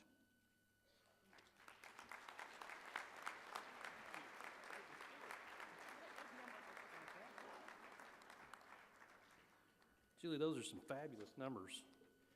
And we're going to have some political action meetings here this afternoon. I'm sure we're going to have some things we can do with those numbers as we start making phone calls to legislators. Thank you, Julie. Be sure to stop by the Political Action Committee reception tonight at 5:30 to 6:30 in River Terrace 1. That's on the 3rd floor. So as we talk about political action, make a stop by there. We want to raise some dollars. We want to go to Washington. There are plenty of things within our industry that we need to defend, and we're the only ones that can defend them. There will be live and silent auctions on some great items like a breeding to VS Code Blue. We've got a Shorty's hat, Lori Tobin original art. We have a bridle with handmade snaffle bit by Gordon Hayes that's been donated by Jerry and Melinda Black. Thank you, Black family. I hope you'll join us to raise funds for AQHA's Political Action Committee, ensuring AQHA's voice in Washington, D.C. Our issues are as diverse as the people who own our horses. We need to support more members who support the horse industry, which is why our contributions tonight are critical. If you can't attend and you want to support PAC, we encourage you to make a contribution by picking up a donation form at the registration desk. I also want to invite you to attend one of the most exciting parties of the year, the Foundation and Paradise Party, hosted by the American Quarter Horse Foundation, and on behalf of the Trotters, so thank them for sponsoring the Bellamy Brothers tonight. We're going to have a heck of a party at 6:30 and with street foods and games galore. So if you got a Flaherty shirt, absolutely. Make sure you tell Jana and Johnny thank you for the Bellamy Brothers. And for our young people down here, you'll know who they are when you hear them. They're some of my favorites. It's an opportunity to pour our hearts and resources into funding some of the most remarkable causes of our industry that Dr. Anna talked about earlier. Be sure to purchase your tickets at the registration desk before they sell out, because you won't want to miss this opportunity to celebrate our great horse and the foundation. Now, tomorrow night, we will have the opportunity to honor our American Quarter Horse Hall of Fame class of 2018. There's still time to purchase your tickets for this memorable event as we honor the people and horses who have impacted our industry over the years and hear about their amazing stories.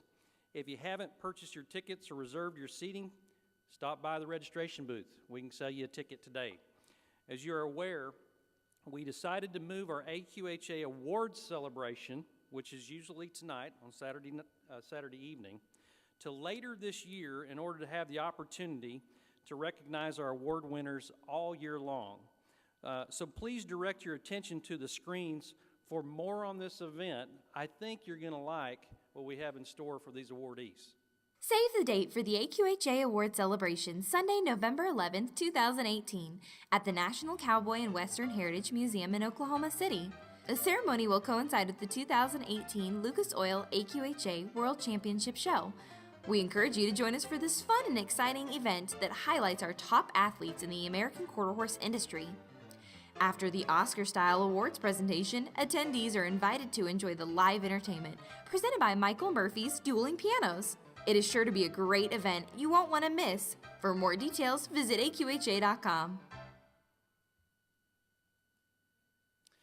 So folks, we hope you join us when we honor these folks amongst their peers at that World Show. And if you hadn't been to that Cowboy Hall of Fame, it is spectacular. Some of the most beautiful art, Western art you will ever see. And so we're going to have a party. We're going to have a gala event to honor all of our competitors next November in Oklahoma City. So we hope you join us. And now for the last of our business today, the allocation of directors for 2018.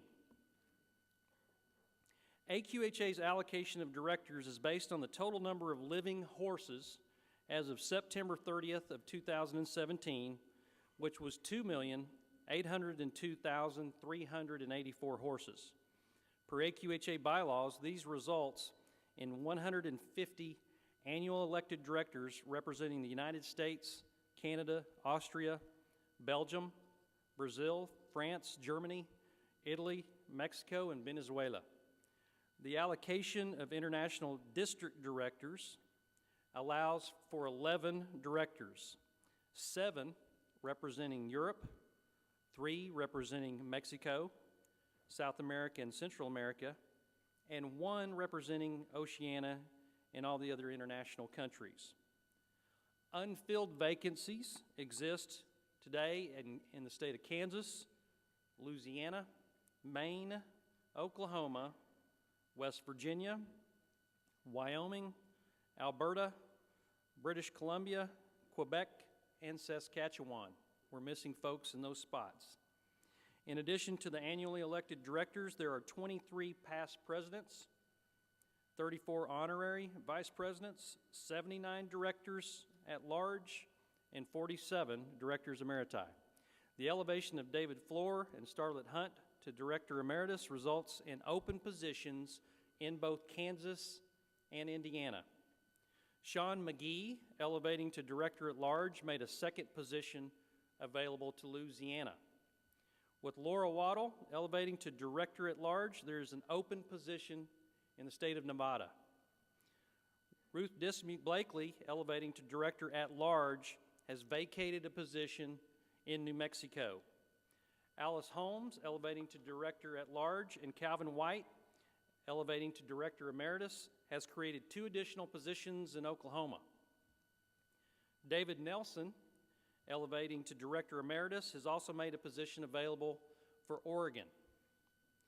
Due to the horse population, Texas's number of directors will be reduced by 1.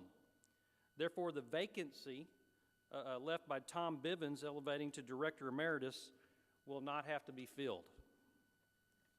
And the increase in horse population in Belgium has created a new position in Belgium. Congratulations to Belgium. Good work.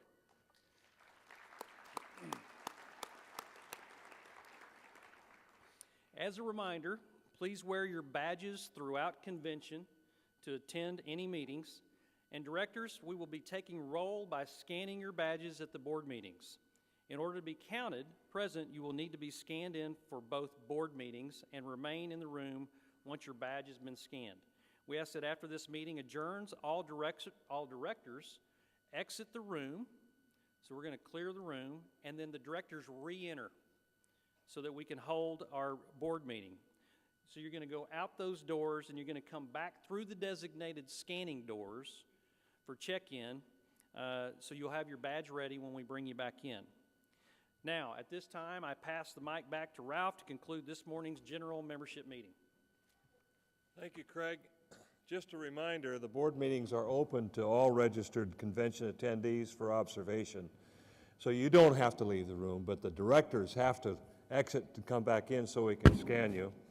And during the board meeting, all directors must identify themselves prior to speaking if you have something to say. And don't forget, directors, if you've not had your badge scanned, you know you're not going to be counted as present. So make sure you leave, come back in. Everyone else can stay in here, that doesn't, no problem, but the directors themselves, just to make sure, rather than calling roll, it's much quicker, much more efficient, and much more accurate if we have you come, just scan, come right back in the door. Okay? Without objection, the general membership meeting is adjourned.